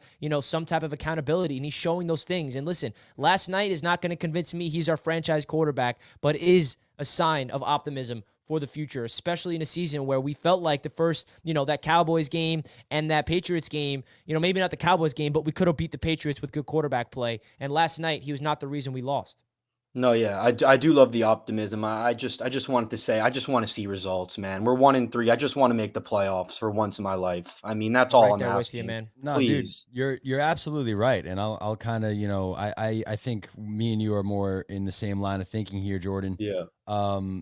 Yesterday I'm watching, although they end up losing the game, I'm watching Anthony Richardson come back from injury and play very well. I'm watching C.J. Stroud exactly decimate the Pittsburgh Steelers. And here we are having to kiss Zach Wilson's ass for a loss in year 3 of his career. So, while I think, maybe Zach can, and I think this is even nonsense, but maybe Zach Wilson can somehow salvage this season. If you're looking at one game and telling me that Zach Wilson has the potential to be the Jets' future quarterback, get the hell out of here. No shot. No shot. Jordan, we appreciate the call, man. Always appreciate your support, my man. Yep, you guys are the best. Thank you, guys. Appreciate you, Jordan. Thank you so much, man. Thank you, bro. Craig is out of here. Review the tape like I did. Jack is turning out to be just like the rest. I don't need this. You've been fair, Richie. Jack is like the rest. I mean, what have you been watching different football than 99.9% of Jets fans, Craig? Because you are in the minority here. You are in the minority, 100%. I am in the majority that realizes that Zach Wilson, although he had a good game yesterday, is not a good quarterback. So review all the tape you want. I reviewed the tape as well. I reviewed the tape of Zach missing wide open receiver after wide open receiver last week and the week before that. So that's fine, man. I'm like all the rest. That means I'm right and you're wrong. That's what that means. See you, Craig. Smell you. Peace. Craig coming out there with the juice. I feel like Craig loves these, sparking up debates, man. First, he's got Matt. Next is Jack. I wonder who's next on his list. Just like the rest. You mean everybody? Because who the hell? I don't know. I got nothing else to say. You're wrong, Craig. Thank you, Craig, for the $5, man. I do appreciate the support for the channel, though. Appreciate you. Guys, hit that like button if you're just tuning in, folks. We are live on the Jets Media Podcast, episode number 5. And I'm going to remind you guys another time, if you can do us a gigantic favor, it would mean a lot to the channel, guys. If you can, click the link down below in the description, folks, and simply download our podcast on Apple and Spotify and give us a rating, give us a review. It would mean a lot, guys. Do I have to pin it in the chat for you guys? Are you that lazy that you can't just go in the description and click Apple Podcasts and click Spotify and just help your boys out? It really would help out the channel a lot, guys. So simply download the podcast, listen to us if you're, on the car ride and throughout the week you want to listen to this, or send it, share it with your friends, tell your family members, hey, Richie and Jack have a new podcast. It's on Apple Podcasts. Go check them out. It's on Spotify. Go check them out. Rate it, review it. It would mean a lot, folks. It's a simple thing to do. It would. Appreciate it. Shout out. Craig's coming back. Craig's not done. You think Craig's done? He's not. Where's he at? Craig says, I'm the only one. I'll decimate you play by play, just like I did O'Leary. This will be my last support. I'm not taking any more of this jerky hate. All right, man. I mean, I don't know what to say, man. You just continue to sound, you continue to bury yourself with it. I mean, I appreciate the support. Keep the super chats coming, man. But there's no possible way that you're going to change my mind on this. And once again, you are in the vast, vast, vast minority on this one, my friend. You and maybe 3 other people on the planet feel this way. So take it as you will. Greg, why don't you come on the call-in and break it down for us? I'd welcome you on a call-in show. Greg, thanks for the $5, brother. Hope not to see you go, but hey, it is what it is. All right, let's get into the next caller. The next caller. Outlaw. I'm here, man. Salute to you guys, man. Y'all been making a lot of good points, man. Y'all been still. I was like, man, y'all saying everything I want to say, man. Especially you. Thank you, buddy. Appreciate that. You good? We lost you a little bit. Lost you for a second there. Okay, yeah. Oh yeah, Gotcha. I'm back. Yeah. So yeah, most definitely, man. Y'all been making some really good points, man. I feel like they opened up the playbook finally, and we didn't see the basic plays that we've been seeing. The first and drive, second and drive. Just running the ball. We actually mixed it up this time. I feel like they definitely came out with a better game plan. And the only problem was that I had a problem with this game is we took our foot off the gas in the fourth quarter. Zach Wilson, he played good. He definitely played good this time. I am not a Zach Wilson fan like that, but he definitely proved me wrong. And I always say, I'm a tough critic, but I always say you have to prove me wrong. Prove me wrong, Zach Wilson. He kind of proved me wrong in this game. And just like you keep saying, Jack, it's all about consistency. Yes, you had a good game, but you didn't win the game. I want to see this against Denver as well, too. So I definitely want to, give kudos to him because he's been taking a lot of shots this whole week, and including myself as well, too. Like I said, I would have got rid of Zach Wilson last season. But, hey, if he keeps balling like that, he's our guy for sure. But, you got to keep doing your thing. And I definitely want to see McCole Hardman. I really don't understand why we're not using him. But it's crazy to me. And these referees, I don't know what is going on with the referees against the Jets, but the Dallas game, the Patriots game, and now this game has to be the worst officiating game as well too, because I couldn't believe what I was watching last night. I did miss the first quarter, but I will say the defense definitely stepped up. Quincy, his coverage got way more better this year too. Like he definitely stepped his game up. Even if he got paid, he still stepped up and he's putting in a lot of work and he's definitely, doing his thing. And that Sauce Gardner penalty, I would even call that, to be honest with you. I feel like that wasn't a call as well too. And, I just feel like, this team definitely is I feel like this team is definitely heading into the right direction, but we have to have consistency on that offensive side, play calling. Daniel Hackett finally showed up on the Jets, you know what I'm saying? Because it's been very basic. Like everybody knew what to call. I mean, I'm even betting like first and drive, like we're gonna run the ball. You know what I'm saying? So it's just like I just feel like we got to step it up a lot more, overall. Shout out to you, Outlaw. The offensive line too, man. Yeah, the offensive line as well too. Listen, Mekhi Becton on the left side, you're not even seeing people get through like that no more. AVT, you could put him anywhere. He's a right guard originally, but on the right tackle, he's actually doing a really good job. He did it last season, and he's being consistent. Tibman on the right guard as well too. He's doing also a good job as well too. But I just feel like we just have to have consistency. And listen, Zach Wilson, man, you got to just keep playing like this. You did miss a couple of passes, especially throwing it deep and stuff. And also Garrett Wilson. I'm sorry, I'm rambling, but yeah, Garrett Wilson as well too. 9 receptions. We need that. We need Garrett Wilson to be Facts. getting the ball. Your playmaker has to get the ball. That's how we're going to win games. This man is a bona fide superstar, but he's being, handcuffed a little bit because due to lack of play. But if we playing like this on a consistent basis, we're going to win a lot more games. And we have a tough schedule, but we have to really, manifest and keep doing our thing. And shout out to you, Richie. I can't even lie, man. I don't even know how you do it with the AFC roundtable. This was brutal to watch this past week, man. But you holding them together. All the AFC table, man. It was rough, man. I understand. I They appreciate calling that, us bro. the basement, but hey, hopefully, yeah, most definitely, man. But hopefully, we could turn it around next season, will. or even this season, we could turn it around. Yes, sir. For sure. Outlaw, I appreciate the call, my man, and I appreciate the support, and I appreciate you also acknowledging that it's not easy to be on this roundtable.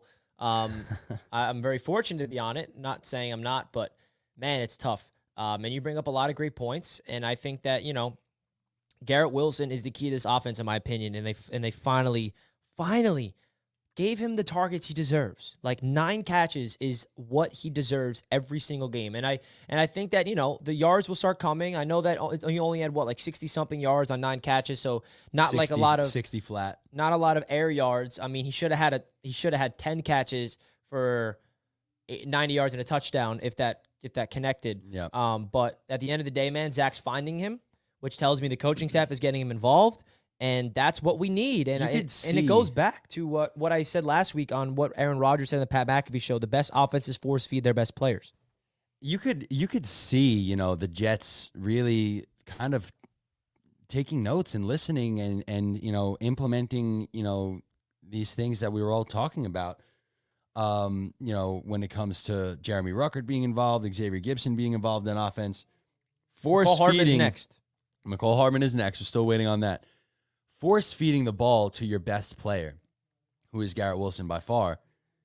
Yes, thankfully, we finally get to see that. I mean, it's we obviously like the yards to be a little bit better. Alan Lazard finished with 3 receptions for 61 yards and a touchdown. Garrett Wilson had 9 receptions for 60 yards. So you'd obviously want to see Garrett Wilson's yards per reception increase. He's so super, super talented after the catch with the ball in his hands. So we like to see the conscious effort to get the ball into Garrett Wilson's hands, and hopefully that will continue and will lead to some bigger plays and some scoring for Garrett Wilson's the key, man. The best offenses are the ones that force feed their best players, and that's a good sign for the future of this offense, man. Addison says Jack needs somewhat of Craig is smoking, and so do I. Shout out to you, Addison, for the $5 super chat. I appreciate you. Appreciate it, Addison. Speaking of Craig, he's back. Craig with the $10 super chat, man. Thank you so much for the very generous super chats, Craig. I cannot thank you enough. Richie, I've had your back. I'll be back only when I get a sincere apology. Quote, smell me. I'm wrong without reading what I wrote in my comments. Jesus was a minority of 1 too. 'Cause of Jack, I'm gone. Damn, Rich, I'm so sorry that I lost Craig for you, man. You lost Craig on me. Say, the man who just compared himself to Jesus. Man, we're going to miss you, bud. Craig, first of all, again, can't thank you enough for the generous super chats, and it's sad to see you go. But, keep watching that Zach Wilson film. Keep checking out the revised stats, and please keep commenting on it all. And I'm excited to get into the film room, by the way, on this game tomorrow. That's going to be a really fun stream. Me too. It's going to be a fun stream, but it's going to be painful, but it'll be fun because I can finally break down the analytics and break down the fundamentals and Zach Wilson of okay, what did he actually show? What did it look like? And I'm excited for that. Justin, followed Apple and Spotify. You call us lazy. Justin, I called you out and you showed up. That's what I'm talking about. You know what I mean? Justin, it wasn't a personal attack of the laziness. But I appreciate you actually doing it, man.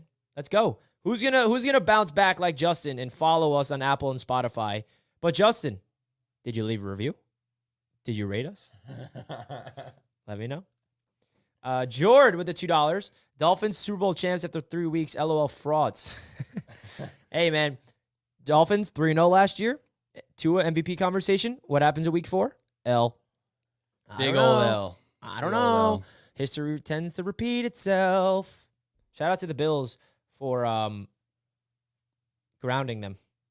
Craig is back. Thought there was one Craig fair is back channel. very quickly I was after wrong. saying he's gone.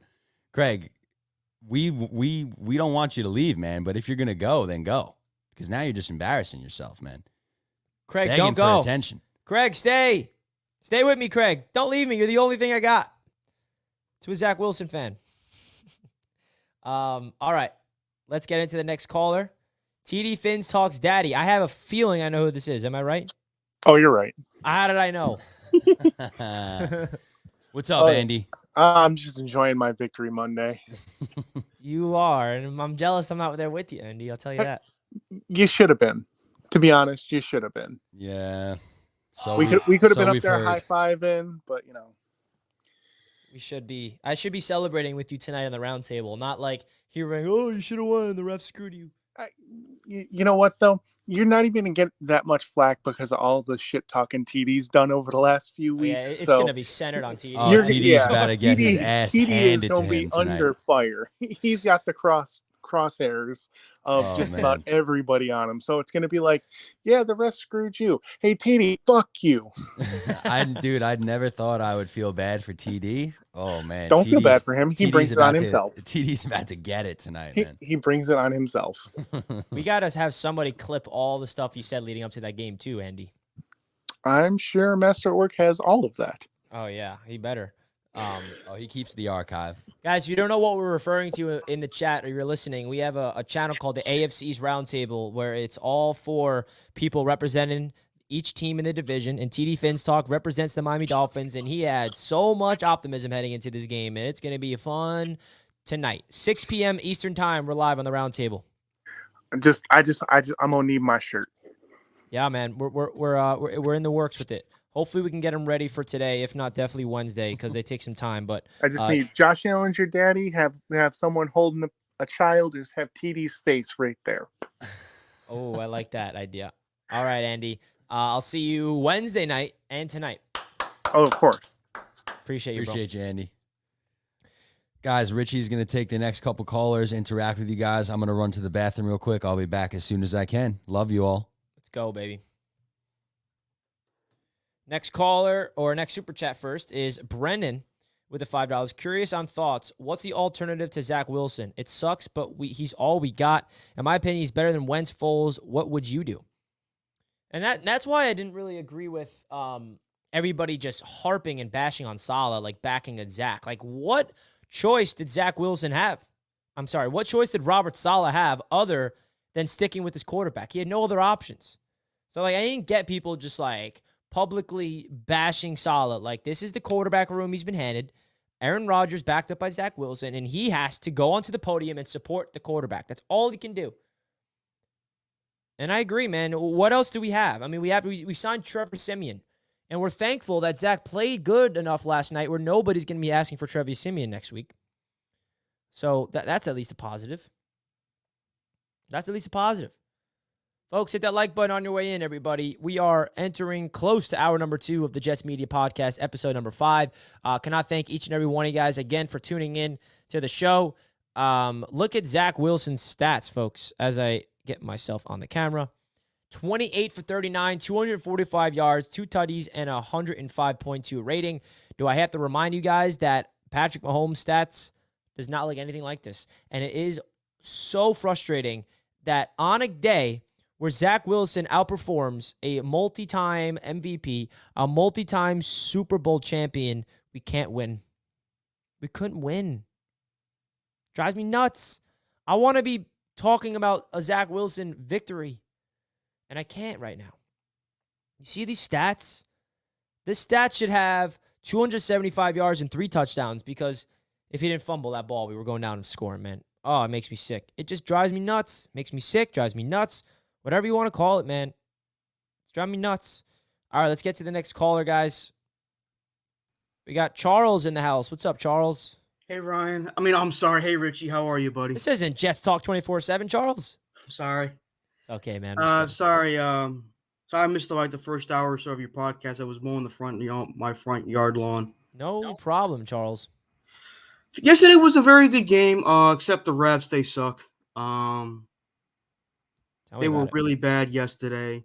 Huge shout out to Zach Wilson. I never, even though I was criticizing of Zach Wilson, I never really truly gave up on it because I believed in this talent. I believed in this character because he does play hard. He does seem like a decent person. And yesterday he kind of proved it. I mean, 28 of 39, 245 yards and 2 touchdowns. That's pretty good work if you ask me. It's great work, man, and it just sucks that we have to like hype up the quarterback after an L when the game was that close to win, man. That's what's driving Jets fans wild. Well, that's what. Well, the thing is, that call on Sauce was bullshit. I mean, they were both touching each other. Pause. They were both, hand fighting and shit, and the refs started calling on Sauce. I mean, what can I tell you? I mean, the refs are full of shit a lot of the times. I mean, you can't always trust them. You can't, man. And at the end of the day, it just comes back to the same thing we've been talking about. It's just like, how can we just win these games? Like, this is the last time I'm ever going to be happy after. Like, I'm not happy, but like somewhat hopeful after a loss. Like, we're 1-3 now. Like, if we don't beat the Broncos, season's not really over because Zach Wilson proved that he's got heart. Yeah, I know. And now we're 1-3 in the first quarter of the season. And we got to step up. We got to go on a little win streak here. Well, we got the Denver Broncos this Sunday. Is it a 1 o'clock game or a 4 o'clock game? I'm not sure. That's a 4 o'clock. Okay, good. Because of also, I missed a good portion of the first half because I was playing one of my games on my Xbox One. So I was like, when I was playing my games, like, should I watch the Jet game? You're playing Xbox over the Jets, Charles. What the heck is that? Come on, Charles. You're better than that. I may be better than that, but it was my choice, and I was having fun. It is your choice. Happy. It makes you happy. Hey, I'm a gamer. I'm not saying there's anything wrong with playing video games, but I'm just saying the Jets are on. I know, but it's like, let me watch the game. Oh, it's 17-5. Oh, the Jets are driving. Oh, the Jets got the ball. Oh, the Jets intercepted Patrick Mahomes. And the asshole replay wouldn't show me who picked off Mahomes. It was Ashton Davis. And the second pick was C.J. Mosley. He should have had 2 interceptions. Yeah. The first interception hit him right in the fucking hands. I agree. And luckily he bounced back because if he didn't bounce back, I would have been on CJ's ass. But I would have been on CJ's ass too because I love him. He's a good player. He's a dog. Me too, man. Charles, I appreciate the call, brother. I'll tell talk Jack to you soon, I said hi, okay? I will. Absolutely. We miss you, Jack. Craig comes out there while Jack is not here. He says, Asman first, O'Leary next, Greenby next, Ryan next, Jack next. All I get is hate. I've endured this hate for 3 weeks. You're the last one. Sad. Craig, I'm here with you, man. We can cope with this together. I hear you, and I respect your support for Zach. And I genuinely mean that. Because somebody that takes that much time to watch film and somebody that takes that much appreciation for the game and to back their quarterback, I respect it personally. I do. And I know that you're going to get hate because you're in the minority and majority is absolutely bashing Zach. And I've been trying to uplift Zach and you have been too. And, listen, man, just don't let the haters get to you, Craig. Keep doing what you do, brother. I appreciate the call, man. Appreciate the call. I mean, the donation. Sorry, I'm losing my mind. Your boy needs a break now. I was live for 5 hours last night, guys. 5 hours! And I'm live again for 3. Someone help your boy. Someone help your boy out. But, guys, there's so many little intricacies of this game last night that just, it's driving me nuts. It's driving me nuts.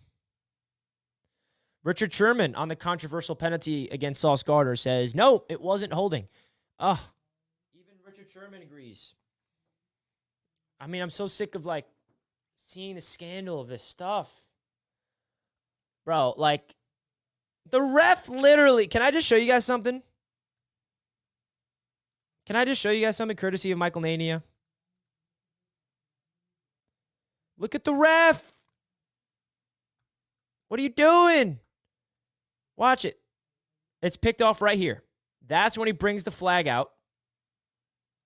And then he not only just doesn't throw it. Watch. Watch this.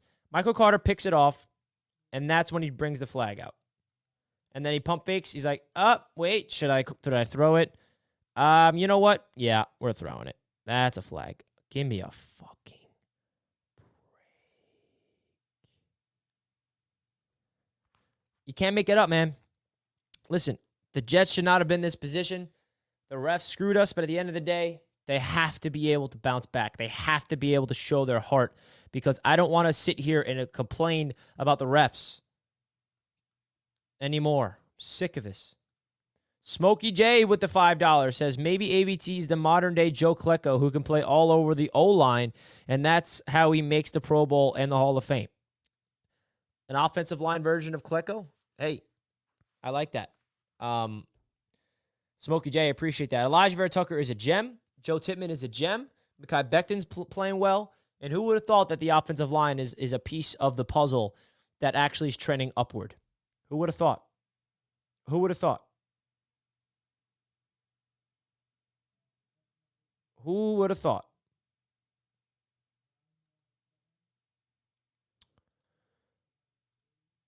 Craig, another one. Where was this when Jack was here? I'm gone, Rich. What do you mean? I was freaking defending you throughout while Jack was here too, Craig. You kidding me? I don't know what more you want from me, Craig. I've been trying to help you out, buddy. Been trying to help you out, man. But all right. I appreciate the donos, though. All right, let's get into the next caller. We got Johnny in the house. What's up, Johnny? Richie, what up, bro? Hey, yo, man. Tell Craig stop sounding like a broad over there, dude. Sound like he breaking up with you and whatnot. I know, man. He's breaking my heart, Johnny. Bro, we get it. All right, we get it. You looked at film for Zach Wilson, and I don't know what kind of film that guy was looking at though, but because Zach Wilson was horrible, bro, before, and then last night he finally put everything together and all that. But it needed to be more than just that. The line is finally playing together. Hackett is doing the actual offensive plays that he needs to be putting for Zach, right? We're feeding our guy, which is Garrett Wilson. That's happening. Exactly. So anyways, dude, tough loss last night, right? I mean, but hey, man, it is what it is. Dude, on to Denver. Let's get that W. And I'm talking about a capital W at that point. Let's make a statement, then have the Eagles come here.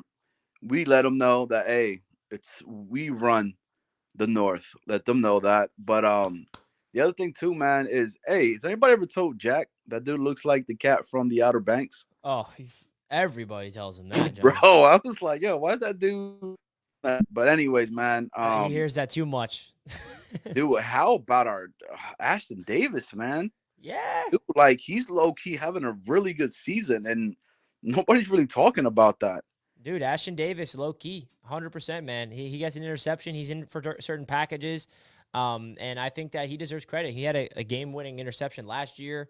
He's low-key just like one of those players that's just like a special teams threat. And then when he comes out there on defense, he sometimes makes plays. He deserves the credit for sure. What up, Jack? I mean, can we start calling him JB? Isn't that guy's name from the show? John B. I'm gonna start calling him call him JB.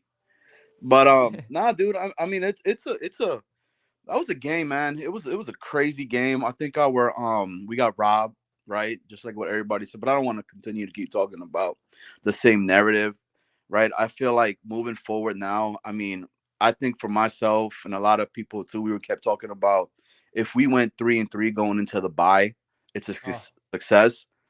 And it's still there possible. Two games in a row. And it's still super possible, you know, exactly what you were saying, man. And I mean, I think, dude, the Eagles don't look that good, man. I mean, they barely beat the Commanders off of Sam Howell that took them down to the wire and everything like that, you know? So I don't know, man. I just got this feeling, man, we're going to shock people and we're going to go ahead and squeeze into the playoffs as a wild card, and we can make some noise, man. I mean, I think Aaron Rodgers being there on the sideline kind of to talk to everybody like, yo, Big Daddy's back. I need to put the little kids to rest. Like, y'all need to chill out. Okay, I'm putting you on timeout. I'm putting you on timeout. I'm putting you on timeout. Keep feeding Garrett Wilson. Dalvin Cook might have to go and be third and let Michael Carter get more of the carries on there because, bro, the holes are there. And he's literally running into the fenders instead of hitting the hole. Oh my God! And just going up. So that was crazy. You know, was able to rewatch it again. And I know tomorrow you said you're gonna go ahead and watch the film, But dude, Zach Wilson looked great, man. Like he stepped up in the pocket. That quarterback draw, right? Because that's what that design was, right? For the 2 points. He didn't Dog see it. play. He just juked it to the left and ran that all heart to that kid, man. Yeah, I was one of the ones that kept saying he has the talent, but he needs that talent to go with the mental space too, right? Because not everybody could play in New York, So, Exactly, and I man. think New York finally was able to see, okay, there's something with it. And Salah, bro, right? That's my coach right there. That's what I want to see. I didn't even care that he got that penalty last night. Me neither, bro. That's what we need. And that's what we wanted to see. Everybody says he's passive. Get rid of JD, get rid of Salah. For what? For who? Who's really out there that we could say is going to change the culture of this team? They've done such a great job with that and continuing. Ulbrich, he's having a great year, man. He's putting that defense, and they're playing at a skill level right now. And we got the turnovers that we needed last night. And then, hey, man, like I said again, we need to go ahead and destroy Denver. And I'm talking about like 100-0, dude. Like that. 71 their asses. Let's one up 100-0. 100-0. And just let them know that Sean Payton, don't ever run your mouth. And we ended up running them out of Denver, bro. Let's do it. Johnny, I appreciate the call, brother. Always appreciate you big time, man. Salute to you. JETS, just. Let's go. Always, Johnny. Always. I'm right there with you, Johnny. Let's 100-0 their asses. How about that? And Johnny brings up a lot of great points. As usual, he's always showing that Jets love. Of course. Craig is back, though. I wish I could have heard that whole call. Johnny's the man. Has Craig not stopped? Craig says, everybody's a lemming. I need no YouTubers. I'll stay as my happy minority of one and be back just to be here when you all see I was right all along. And guess what, Craig? We're all hoping you're right because you know what that means? Zach Wilson's a beast. And who knows if he will be one or not. Craig, I hope you're right too, man. I hope you're right too. The evidence just says otherwise. And it's not like, this was Zach Wilson's, fourth game of his career. And he had a game like this that we've been waiting for. This is his third season of his career. And he finally has a game that we've been waiting for. Even if we still lost, and even if he still had a crucial turnover, that was nobody's mistake besides him. So while I'm hopeful for Zach Wilson based on what we saw yesterday, one game is not enough to outshine 2 years prior of beyond subpar performance. Literally the lowest QBR in the league over the past 2 years, Zach Wilson. So I don't know, man. Everybody hopes that you're right, but the evidence just says otherwise. That's just how it is. Brendan, I missed this super chat. Oh, no, I didn't. I'm sorry. I did read this already. Appreciate all the super chats, guys. I'm going to take a quick break now as Enjoy your break, brother. As Jack takes over, and then we're entering the final hour, guys. We're going to be live for just another hour. So continue with the calls. We're going to get to all the calls, and I can't thank you all enough for all the support. And hit that like button, guys. And Jack and I, the Jets Media Podcast, Episode 5. And thanks for everyone that's tuning in, man.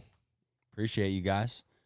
I will now take it away as Richie goes and enjoys his break. Richie, by the way, good luck not getting into a conversation about the Jets with everybody out there. As soon as everybody sees Richie and I walking down the hallway, tough loss.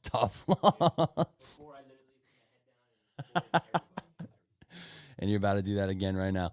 All right, next up is Nate. Nate, you're on the show, man. What's going on, Nate? I believe your mic is currently muted. If you want to unmute that. Nate. Dang it. Why is... There he is. Nate, we hear you, bud. Hello? Yep, you're on the show. Hello. What's going on, sorry. Nate? What up, Jack? How you doing, man? I'm so mad right now because the ref screwed us. But overall, I think this is the catalyst that starts this season because this team, 17 down, and they come all the way back, and they always have to take the refs to beat us. I'm to the moon right now. So Zach Wilson literally played great, but I don't care about that. It's still a loss. It's a loss, but it's all about the consistency. If he keeps continuing, and especially beating down those bum Broncos, that'll make everything good. Yeah, man. I mean, listen, this is a tough loss. It's a game that, we should have had no business being in. And the Chiefs gave us every opportunity to go out there and shock the world and beat them. And unfortunately, we couldn't capitalize. To be able to come back the way we did was unbelievable. But unfortunately, to start the game the way we did, we, regardless of coming back and tying it, we couldn't overcome the 17-0 first quarter drought that this team put themselves in. So while, there's a lot of positives to take away from this, it's a loss at the end of the day, and we're 1-3 on the year, and we have a very, very, very winnable game coming up against the Denver Broncos. And if we don't absolutely spank them all around the field and expose them for the frauds that they are, expose Sean Payton for the fraud that he is, it's officially back to the drawing board, man. While this was a great game from Zach, the mistakes are the mistakes, and you gotta do what you can to limit them. But yeah, I mean, there's totally, things to be excited about moving forward after a game like we just witnessed yesterday. But the reality is we're 1-3 after the first month of the season. And, we still do have an opportunity to go 3-3 before the bye, but I don't know, man. I can't see us beating the Philadelphia Eagles. Anything is possible.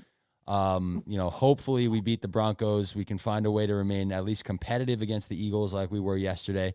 And we can feel good, coming back with a much lighter schedule post-bye week, starting with the freaking New York Giants. So, Nate, I appreciate the call, man. Appreciate it. Appreciate the support. Let's go kick the freaking Broncos' butt, man. Anything you want to say before I let you go, Nate?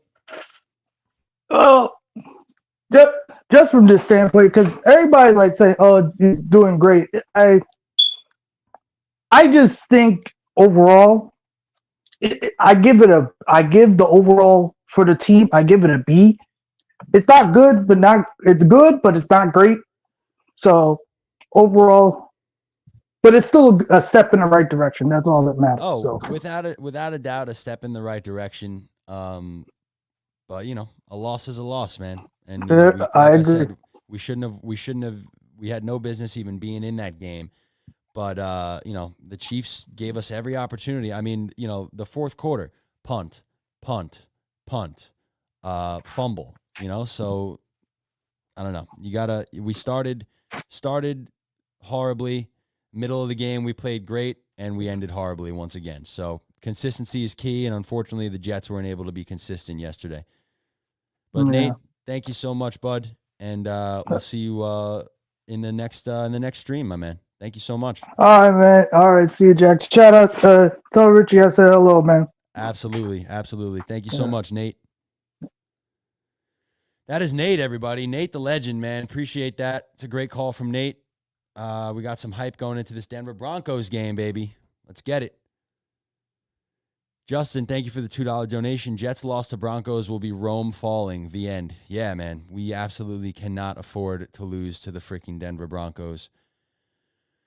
When they look so bad, man, their win on the season is against the sorry Chicago Bears, who they were down 28-7 in the third quarter, I think it was, and they came back and won. So, obviously the Broncos are showing signs of life now, so we'll see what happens, man, as we journey to Denver to play in that crappy, thin air. But I digress. Thank you for the $2 dono, Justin. Man, oh man, oh man, oh man. All right, let's get into our next caller. It's going to be Christian. Been hanging out backstage. Christian, what's up, buddy? Yo, Beast, how you doing, dog? Good, man. How you doing? Good, man. What's going on? In terms of the football, I think you guys pretty much covered everything, which I want to thank you, by the way, for thank you, man. Providing a space where us Jets fans can cope. But always, bro. Thank you. Without you guys, we wouldn't be doing this stuff. So thank you, man. Yes, sir. Yes, sir. Just two things that I don't know if you guys have talked about it yet. The first one was Aaron Rodgers was in the building. Yeah. And I don't know if you guys follow what he does. Yeah, I don't know if you follow what he does in the off season. He's like a very spiritual guy and the earth medicine stuff. I don't know if you believe in that stuff, but he was trying to manifest, us at the Super Bowl. Yeah. And I don't know if his presence being there, maybe the team wanted to fight harder or something, or if he had a say in anything going on. But that's something I just wanted to mention. A-Rod is there with the team. Morale wise, it's great. Maybe Zach Wilson, I don't know, just came through for him. I am not, on the Zach Wilson train yet. I could see this very well being a one-time thing, which I hope to God I'm wrong. But definitely a lot of good takeaways. It was a tough loss. It is what it is. But Broncos next week, we have to win. And then the other thing I wanted to say was just watching the game as a fan, Chris Collinsworth is unbearable. Absolutely unbearable. He was glazing Mahomes and Taylor Swift so hard. It was just, I did not want to, I wanted to watch it on mute, honestly. You know what, dude? I was lucky enough to not even, we were watching the broadcast, obviously, but we were doing the stream during it. So we had the TV at I don't know if it was at a very low volume or just completely muted entirely, because I barely heard what Chris Collinsworth had to say last night. And hearing your reaction now, I'm kind of glad that's the case, man. Because dude, you are so lucky. You are so lucky. That was so brutal. The NFL is taking this narrative and just running with it, man. It's ridiculous. Yeah, it was awful. And then I don't know if you've seen on Instagram today, the NFL's bio has Chiefs 2-0 as Swifties or whatever. Oh my God. I saw it. Crazy. It's ridiculous, man. But yeah, dude, going back to your original point, I did want to touch on that real quick. Rodgers' presence, it lifts this team. Not only does it elevate the quarterback, but how about the offensive line? Giving Zach Wilson all freaking day to throw against a Chiefs defense, featuring Chris Jones that have been playing really, really, really good football. So yeah, the presence of Aaron Rodgers, whether it's on the sideline or up in a booth, it's tangible. It's a real thing, and you feel it. So absolutely, man. It's great to have him back in the facility. I'm not sure what his rehab schedule is like and all that stuff. I'm not sure if he'll be traveling with the team to away games. I'm not sure what's going on with all that. I imagine not, which kind of stinks, but who knows, man? Who knows? But the fact that he was in the building last night, it's clearly still a priority to be here for this team and for this organization and for his teammates. I think he feels, kind of a responsibility to still be that guy, although he's obviously not going to be, on the field. I think, with all the hype garnered around him this offseason, I think he clearly feels a responsibility not only to his teammates and to the organization that brought him in, but to the fan base as well, that, has hailed him as, the savior of the franchise and only got to see him for 4 plays. So I think that he's clearly making a conscious effort to show people that the Jets are still on the forefront of his mind and that he wants to be here for his teammates and for his coaches and for the fans, most importantly. So, Christian, great points you made, brother. Thank you so much for the call. Yes, sir. We'll see you in the next one, man. Thank you for the support, as always. Take it easy, guys. Yes, you as well, brother. All right, man. Great call from Christian. Lots of nice points there. Rodgers was in the building last night, folks, and his presence was felt. His presence clearly was felt by Zach Wilson, clearly was felt by the offensive line. Richie is back from his break. Hope he didn't have to talk any Jets out there. He didn't. Avoided them all, Let's go, baby. Let's go. King at that crap. Let's go. Get away from me. I ain't talking to you. Nah, I'm just kidding. I love everybody in this office, but I just sometimes. Well, they see us with Jet stuff and like tough loss. Sometimes it's just like I can't talk right now. Yeah, I don't want. They don't realize. Especially you, but they don't realize that the both of us spend our entire lives talking about the Jets, and that sometimes we just can't do it. Sometimes we can't do it. Oh, it's pain, man. It's just, when does it end? Richie looks sleepy. Yeah, I'm running on like 4 hours of sleep, so that's why. Covered in sauce with a $10. Salah's motto is to improve 1% every day. That's what we are seeing right now. When Zach goes and gets revenge on Peyton for hacking a Rodgers, I'll start believing playoffs again. Jets. Jets, baby. Appreciate that, Covered in sauce. And we certainly saw what looked like more than a 1% improvement yesterday, although, it still resulted in an L, which will continue to rub us all the wrong way until we get the chance to make it up against the Denver Broncos next week. All right, but hear me out, guys. There was improvements. First quarter of the season, 1-3. Next quarter of the season, 3-1. Win against the Broncos. We lose against the Eagles. We beat the Giants after the bye. We beat the Chargers after the bye, baby. 3-1. And then what are we there? 6-6?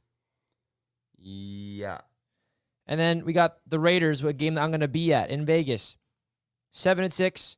We're on the road against Buffalo. They're going to get us back 7-7.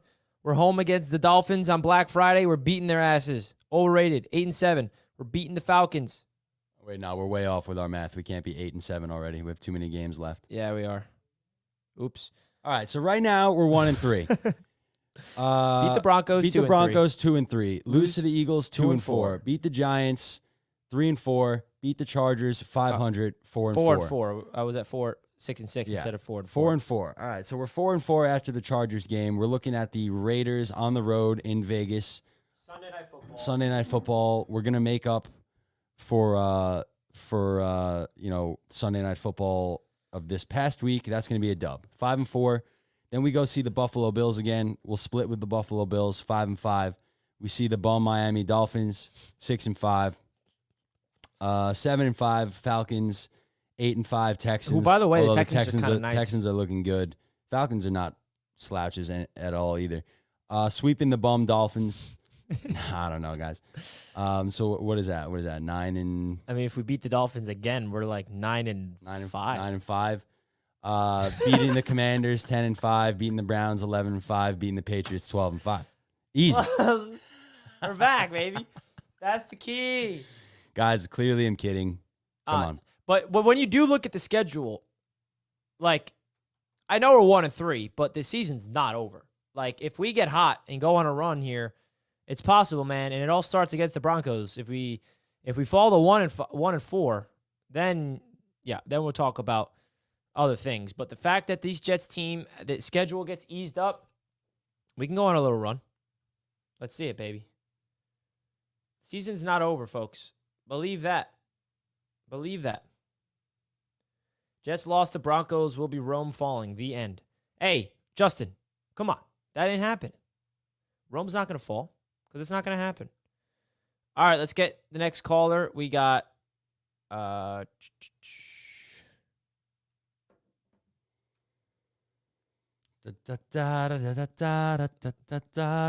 Steve. Steve is real, yeah. How real are you, Steve? I'm very real. What's up, buddy? How you doing? Hey, I love you guys. You know, you guys do a great show, and I was watching you guys. Richie, I love it when the Jets score a touchdown because you jump so freaking high. I was like, man, he's going to go through the damn ceiling. Yeah, man. There's not a lot of Jets touchdowns to be excited for in life. So when they happen, it's just like exuberant. Well, what I want to say is this, because I'm a real person about it. When you showed that clip just a little bit ago of the interception and the flag, that should just tell you guys one thing. You guys, no matter what, you guys was not winning this game. I mean, you guys kicked the shit out of the Chiefs, but you guys was supposed to win this game. I'm sorry to call it like that because me and my friend Paul was watching at the same time as we was watching. He's a Bills fan. I'm a Packers fan. And right there it is. That there told us right then and there, boom, then there's a flag. We was like, the Jets ain't winning this game. And then when Mahomes, I told you last night, Richie, when Mahomes ran that 25 yards, there wasn't a damn Jets defender over there with him running. No one over there. See, to me, it's what the NFL wants. It's not. This is like wrestling. This is like professional. I don't know if you guys watch wrestling or not. This is like professional wrestling, bro. And it sucks because I'm a diehard football fan, diehard Packer fan for 40-some-odd years. And when Mahomes got up and he had that shitty-ass grin on his face, he knew it. See, I wish people would quit going out there saying Mahomes is the best in the league. No, he's not. Travis Kelce is not the best tight end. Zach Wilson outperformed Mahomes last night. Okay? Yes, he did. He did. So this is what sucks. Now, you guys think they might go into Denver and beat them? Oh, they should. But does the NFL want to want that? Because I'm going to give you a little tidbit here on something about Roger Goodell. I saw a video. He's a football commissioner, the NFL. He brought up a wrestling tidbit where he said, well, no one complained when they let The Undertaker go 21-0 at WrestleMania. And I'm sitting there thinking, why is he bringing this up? Because to me anymore, when I've been watching football for 40-some-odd years, guys, 40-some-odd years. And I watch everything. Now, when you guys brought up the thing with Pachenko running and they can't bring him down, to me, they're hitting him and whatever. They're not supposed to. And when Franco said earlier on a call on 4th and 1, why didn't they go for it? They was not supposed to. The Jets was not supposed to win this game, bros. I love you guys. I love the football. But I see what it is as it is. This is sad to hear. It is. I mean, I hate to say it. People hate me for it. People hate me for it. But the thing is, I'm real. I'm a realist. And when I see this, and I'm like, wait a minute. It's like when my team loses, we lose. Like years ago, when we played the Niners in the NFC Championship game, when Aaron Rodgers threw the ball deep down the field to Aaron Jones wide open, and he could have easily sprinted off into the end zone. What did he do? Go watch it again. He slowed up. He went in towards the tackle and got tackled. He wasn't supposed to score. Now, when you guys said you're going to go watch video again of this game last night, watch it and hear what I'm saying and take it in. Steve. I'll be thinking of you during my film review because this is it's driving me nuts. Steve, you got me thinking here, man. I'm not a conspiracy guy, but I hate to see it like that either. But the thing is, when I watch this, I'm like, wait a minute. They can really, Rich, when you showed that play, he intercepts the ball and wow, here comes the flag. That told me right there. Jets ain't winning this game. Yeah, the timing of the flag. Steve, was I appreciate the call, problematic. my man. I appreciate that. And the timing of the flag and the NFL prefer this, prefer that. And listen, man, I don't know. At the end of the day, the Jets got to play better and prevent to being in those spots in the first place. But also, the Jets have been on the bad end of the stick for calls for a while. You know, it goes all the way back to the Austin Seferian-Jenkins, touchback call against the Patriots, right? Like years ago, that cost us the game. The last year, the Michael Carter, the second pick six, the John Franklin Myers roughing the passer. Even this past week, too, the Jets get a roughing the passing call against them when the NFL literally tells them afterwards we were wrong. Like, it just feels like, and I also think that, history has got us to this point as well, where it's like I am, at a tipping point where I'm not someone that likes to blame refs. I'm not someone that likes to make these theories, but like it's getting to me and it's at a tipping point where all this stuff and years of this is adding up. Yeah, and listen, I love using the refs as scapegoats. But when you have as many opportunities as we had to take a lead and potentially win the game, I can't be too mad, man. I can't be too mad. Green Bean's in the house. I'm at work, but want to say hello to my fellas. Tough loss, man. Some serious BS last night, guys. Green Bean. What up, Green Bean? Good to see you in the chat, my man. And what BS indeed, and what a tough loss, dude. What a tough loss. I mean, talk about a loss that you just want to feel good about, but you can't because it's an L at the end of the day. You feel me, Green Bean? That's what it is. But Zachy boy stepped up, Green Bean. But how about this team, man? I don't know. I'm excited to hear what you have to say on your channel, especially tomorrow night with the boys on the panel. Make sure you guys go subscribe over to Green Bean if you're not already. I mean, I'm assuming you all are. If you're not, what the heck are you guys doing? What the hell are you guys doing with your lives if you're not? You call yourself a Jets fan? You're not subscribed to Green Bean? To Green Bean Jets fan? Come on. This is the biggest Jets fan, the most historian Jets fan there is. We love you, Green Bean. You're the man. Seriously, bro. Can't thank you enough for tuning in. All right, let's get to the next caller. Junior Broncos fan. What up? Y'all ready to lose on Sunday, boys? I'm ready to spank the living crap out of you. We'll see, man. Oh, y'all ain't spanking me. We just came off a win against the Bears, and we're gonna have momentum against y'all. The Bears. Against who? The Bears. The Bears. The Bears. Nice. The Bears are good. The Bears are a good team. Yeah, we just came off a win there, so we're gonna destroy y'all. Y'all just get ready. What did you come off the week before that? Oh, 70 points. 70. That was the Dolphins. That was the Dolphins against the defense of yours. Well, we did lose. We did lose Von Miller to the Bills. We did lose Bradley Chubb to somebody, so that's another reason why we done that. You lost Von Miller to the Bills 3 years ago. You're blaming Von Miller and Bradley Chubb departures to give it up 70 points. Yes.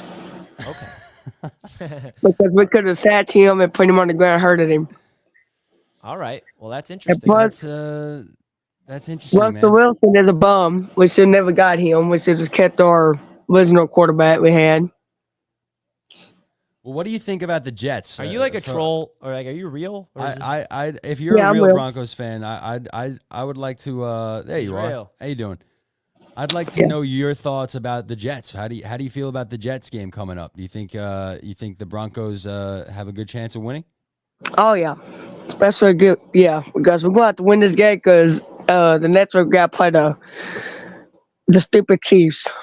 Are you? I'm sorry to call you out, but are you the same person that called into my channel last night and say you're a Panthers fan? No. Yeah. Wait. Yes. Yeah. There was a Panthers. There's somebody on here before backstage, and I think before the thing said Junior Broncos fan, it said Panthers fan on And it. I saw him last night on the channel say you're a Panthers fan. What's going on with that, Nice man? try, Junior Broncos fan. Nice try, man. So what's your real team? Now you got it. Now you really have to tell us your real team. Well, it's I'm actually Landon's son. Well, not Landon's son, Panthers son. Whose son? Panthers fan. You're the Panthers fan's son. Yes. Okay, that makes sense. Well, Junior Broncos fan, I appreciate the troll. Appreciate you, man. I'm not sure what the hell that was, but thanks for taking up a few minutes of the Jets Media Podcast, episode 5. Make sure you rate, subscribe on Apple Podcasts and Spotify. Up next. Oh no, I brought him out on accident. All right, that was something. I knew he was the same guy that called in last night as a Panthers fan. That was weird. What are we supposed to do, man? We can't field these guys. We need a producer talking to these guys before we just bring them on here. Yeah, cold. It's true. We don't have a producer that's like, hey, who are you? Where are you from? And what are you saying to these guys? Well, the next two guys are loyal callers, so I know them. And loyal legends. Loyal legends of Jets Media call-in shows, and we're excited to bring them on. First is Josh. What's good, Josh? Yo, Richie and Jack, man. What up, baby? Man? So, man. Tough loss yesterday. I mean, I really can't speak for every Jets fan, but this is my personal opinion. Yes, we took an L, but man, that was a win for me, bro. That was definitely a win as a whole team. It was definitely a step up for Zach Wilson, man. That was crazy, and I feel like Aaron Rodgers had something to do with it. His presence being in the building had a lot to do with it. Defense is going crazy this year, man. Like we always do, man. So but big thing about us now, man. We just got to be consistent, man. We got Denver next week. We definitely can beat them. I don't know what the last caller was talking about. I know he was a troll, but man, we definitely got to be consistent, man. Oh my goodness, like I know we've seen this show multiple times before, man, as Jets fans, man, especially with Zach Wilson, man. Like he'll have a great game like this, but then he'll bounce back being Zach Wilson again. So he just gotta keep up that confidence and being consistent. Aaron Rodgers has to be somewhere around in the presence so we can just have great spirits. So Zach Wilson can have a great spirits because and we did miss a lot of opportunities yesterday. The drop passes, we gotta hang on to the ball, man. Like Conklin, CJ Moss. Oh my goodness! Like every time, like I was watching that game yesterday, and everything that was happening good, I wasn't even trying to get too hype about, cause I just know, man, the game is not over. People calling my phone, texting my phone. I'm not trying to respond to them because, the game is not over yet. We facing Pat Mahomes, so even when the game started, it's like, whew, all right, it's one of them games again. We about to get blown out. But as I keep watching, I'm like, oh. All right, we doing something. Like the smile is coming on my face, but I'm trying to wipe it off because I know the game is not over yet, man. But that's all I got for y'all. Keep this channel going, man.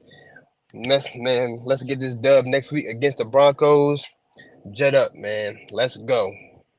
Let's go, baby. Appreciate you, Josh. Always a pleasure getting to chat with you, man. Always some positive energy.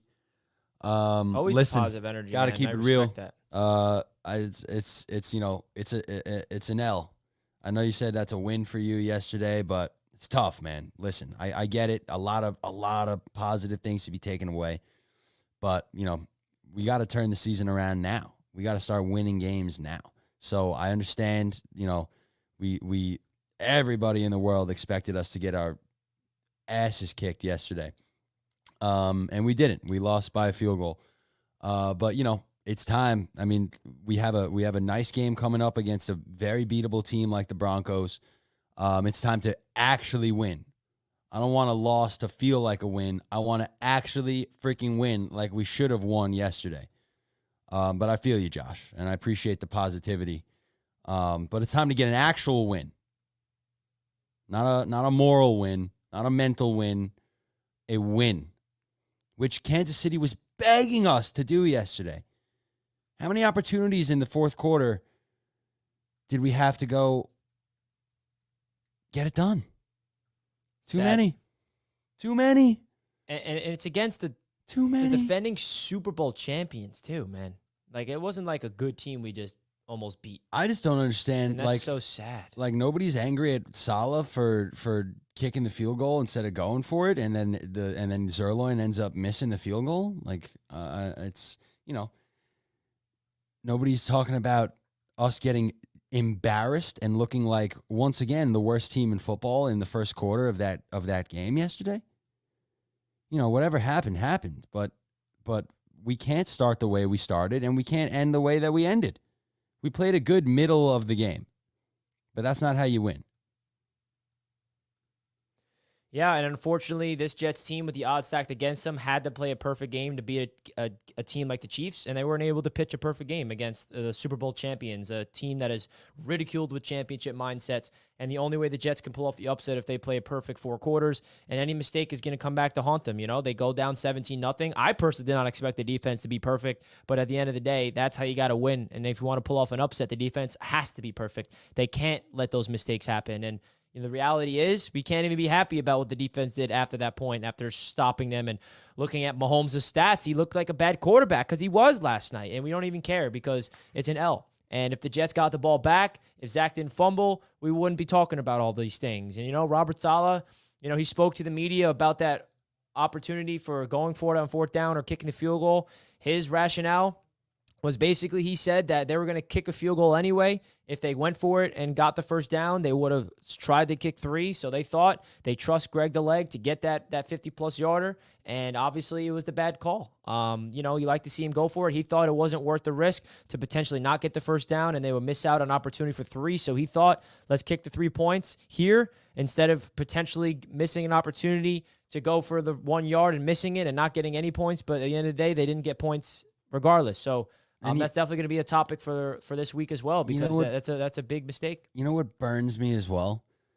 A couple weeks ago, when we had the legend himself, Mr. Matt O'Leary, in the studio. Shout out to you, Matt. I'm not sure if you're still in the chat, but I saw you at one point. Love you, bud. But I said, while Zach Wilson isn't always the reason that we lose, I've yet to see him be the reason that we win. Yesterday was his shot, dude. That was the game. He was playing borderline perfect football. He could have been the reason that we won yesterday, because it wasn't the defense. It could have been Zach's game. It could have been the Zach game that I was looking for, that I was saying. Be the reason that we win. And it wasn't in the cards, man. So that hurts a little bit extra, because we had an opportunity to make. I mean, can you imagine if our 2 wins on the year came against Buffalo and Kansas City? It was right there for the taking, man. Right there for the goddamn taking. I know, man. And it's so sad that, the one mistake Zach had came in a crucial moment. Yep. And I keep coming back to the point where, you can't make that mistake, number one. But number 2, he didn't get a chance to come back and prove himself that he can bounce back. Because if Zach got the ball back and he made another mistake, he threw a pick, then it's like, okay, Zach, you had a great first part of the game, but we don't care because you ended it with a complete disaster. But the fact he couldn't even bounce back is just really nubbing me the wrong way, because he deserved that chance. He deserved to show that he can mentally get through it. And the fact that the offense was clicking and it was just a mental mistake. And again, we're going back to the point that, like, it's unfortunate that we have to play perfect football to win. Zach played perfect football, and then the one mistake he made, which, by the way, Patrick Mahomes made many mistakes leading up to it, and the one mistake he makes is at the most critical moment of the game. So it's magnified, you know? So it's just that more infuriating for me. Yep, absolutely. It was right there. Right there. For the taking, man. This could have been the Zach Wilson game that we've all been waiting for. 100%. It was right there. And he made a mental error. He said that he felt the protection on the left side. He called it. He saw it coming, and he felt a little pressure, so he let his eyes off the ball, and he fumbled it. And, you know, in clutch moments, you can't let that happen, man. And, you know, all the beautiful throws and the beautiful touch passes and the accuracy and the poise and the tight window throws and the 2-point conversion, all that stuff gets thrown out the window because of that mistake at that point. And that's what makes me sick, because he doesn't deserve, and he does. And I can't believe he didn't get another chance. 7 minutes left after that fumble, and they couldn't even give Zach a chance while he was cooking. All right, let's get to this next caller. We got Ray in sunny California. Ray, thank you for waiting so patiently, man. Always a pleasure getting to chat with you. I wish I had a remote control. I was going to pause y'all for a second and say, let's get back on the positivity, people. Y'all was killing me there for a second. I was like, you know what? Zach Wilson played the game. We have to look at the whole game as a piece. Everybody made mistakes. The coach made mistakes. The linebacker dropped. I mean, he dropped a pick six. Another cornerback drop. Everybody had a little something to do with that game.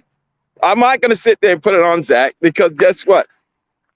He played 10 times better than anybody expected. And this was, I would not say that because we lost, because we didn't win, that Zach didn't come out.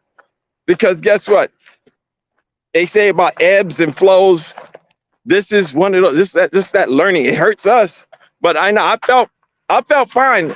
I had to live with the fact that my wife is a Chief fan, sitting on the other side of the couch with her Chief flag, and I got my Jet flag on the other side. But she got quiet. She said, "This is the best I've seen Zach play." She says, "Oh my gosh." She says, I had another friend that called me, text me in the middle of the game, said, "Hey, Zach Wilson said, don't make that call." It's not. He showed me what the coach has been talking about. If he didn't have to play for the next 2 years, we gotta. I think they should stick with him. I like what he showed. If we just get more consistent, and even the coach said that when you're writing the chapter in your life, don't let anybody else have that pen. The Jets gave the ref that pen last night. Because if we would have made those interceptions, they couldn't do nothing to stop us. We shot ourselves in the foot. It was a great game. Aaron Rodgers' presence definitely made a big difference. And I think that it showed the team, it showed us that, hey, the team is still there. We still got a playoff quality team. It's just a matter of now stacking the plays that Zach played good in. Oh, offensive coordinator, he called some really good plays. I was amazed. I was sitting there telling my wife, "This is gonna be a run." It was a pass. I said, "This is gonna be a pass." I said, "Oh, he's on his game today." He's on his game today. Everybody did. We got a glimpse of what we're gonna be doing the second half of the season. From this point on, every game that we play is gonna be like that. When I talk about the Eagles game, we're going to go toe-to-toe with the big dogs, and we should crush everybody else. Everybody else. The confidence is there. We see it. It is, Ray. It is, and I'm slowly getting a lot of confidence from this team. And, like, based off what I saw yesterday, man, and it just really, really is hard to not be excited about what's to come in the future. But they gotta prove it. They got to prove it. But at the end of the day, man, what they showed last night, Ray, getting me excited about the future of this team, because we knew that this missing piece of this team has been the quarterback, and that's what we've been missing. And the fact that he stepped up at that time tells you all I need to know, and he just needs to stack it up, Ray. Stack it up. Yeah, this was his audition, and it was that everybody said this game is where he seals his fate. I have to give it. If he came out and did what he had to do to stay, I think we stay with him, and we're gonna be okay. You know, He sealed his we can fate be for the okay. next few weeks, absolutely. And that's the thing. He could have went out there and stunk it up. He's on the bench right now. But instead, he played with fire underneath his ass. And I cannot be more, I cannot be more proud of him and more, show my respect to him, because the amount of stress and scrutiny he went through mentally to get through into that game, and on his own behalf, by the way, because he was the one playing bad. But at the end of the day, man, I tip my cap to him. Yeah, just think, he's on national television. The last game on a Sunday where all the football team done got their butts kicked or whoever, and they're looking to see, okay, let's watch the Jets get beat up by Kansas City. That's a lot of pressure for a 22-year-old, knowing that the narrative, the greatest quarterback of Jets history, Joe Namath, is saying, I don't have no confidence in you. And he goes out there and he plays this game. Everybody had to say, okay, wait a minute. Zach did great for himself. Regardless of whether he's going to be a Jet, he did great because he has it. He has it, unfortunately. And the offensive coordinator, I'm walking my dog, so I'm a little out of breath. The offensive coordinator, I got to take my hat off. He did everything he needed to do to get Zach going, and he was in a zone. I don't like moral victories, but I don't feel bad being a Jet fan today. Yeah. I wish that guy would have showed up against New England and Dallas. Oh my gosh. Yeah, we'd be singing a different tune right now, Ray. And Ray, I cannot thank you enough for your positivity and uplifting energy, and always appreciate your calls every single week, man. No problem. Well, see you next week. I have a Denver Bronco fan, a friend of mine that's a fan. He said he'll see me next week. All right, let's hope that we get that dub. Ray, appreciate you. Let's get it, Ray. Appreciate you, bud. What a guy, man. Yeah, Ray's a loyal caller. Ray's the man. I love Ray. I gotta be honest with you, man. I'm very surprised at how many, obviously, it's a much better game than we witnessed against the Patriots, much better game than we witnessed against the Dallas Cowboys, but I'm pretty surprised to see all the positivity out there in Jets land today. I like it. I think I like it. I don't know. I mean, if you put in perspective the expectations heading into that game and what we saw, absolutely. It's just night and day. I mean, we all expected a blowout, 30-point blowout. And to see what they showed, it shows you that there is something to be excited about with this team for the future. We're not happy about losing last night. It's just more like we're hopeful for the future. That's where the positivity is coming from. No, absolutely. And I feel like I could get a moral victory out of this if we didn't take our 15th straight loss in a row to the New England Patriots the week before. If this loss put us at 2-2 as opposed to 1-3, I think I'd be on here singing a different story. But seeing how the Patriots played like garbage yesterday, seeing how Zach Wilson played great yesterday, and seeing how Zach Wilson played so bad against the Patriots makes it that much more frustrating that we're sitting here at 1-3. Because if we beat the New England Patriots like we absolutely should have, if Zach played even half as good as he played yesterday in that freaking Patriots game, we'd be here at 500 as opposed to 2 games under now. So, it's frustrating, man. I understand. As far as moral victories go, this is definitely a game to feel good about. But, here we are sitting at 1-3, still in a tough division, still in last place in said division. We got a lot of work to do ahead of us. We got a lot of work still to be done, man, if we want to salvage anything out of this season. Yeah, man, and I think it took, unfortunately, a long time for the Jets offense and coaching staff to adjust to the, disaster of Aaron Rodgers going down. They were not prepared for it, and we were scrutinized them for it. They deserve the blame.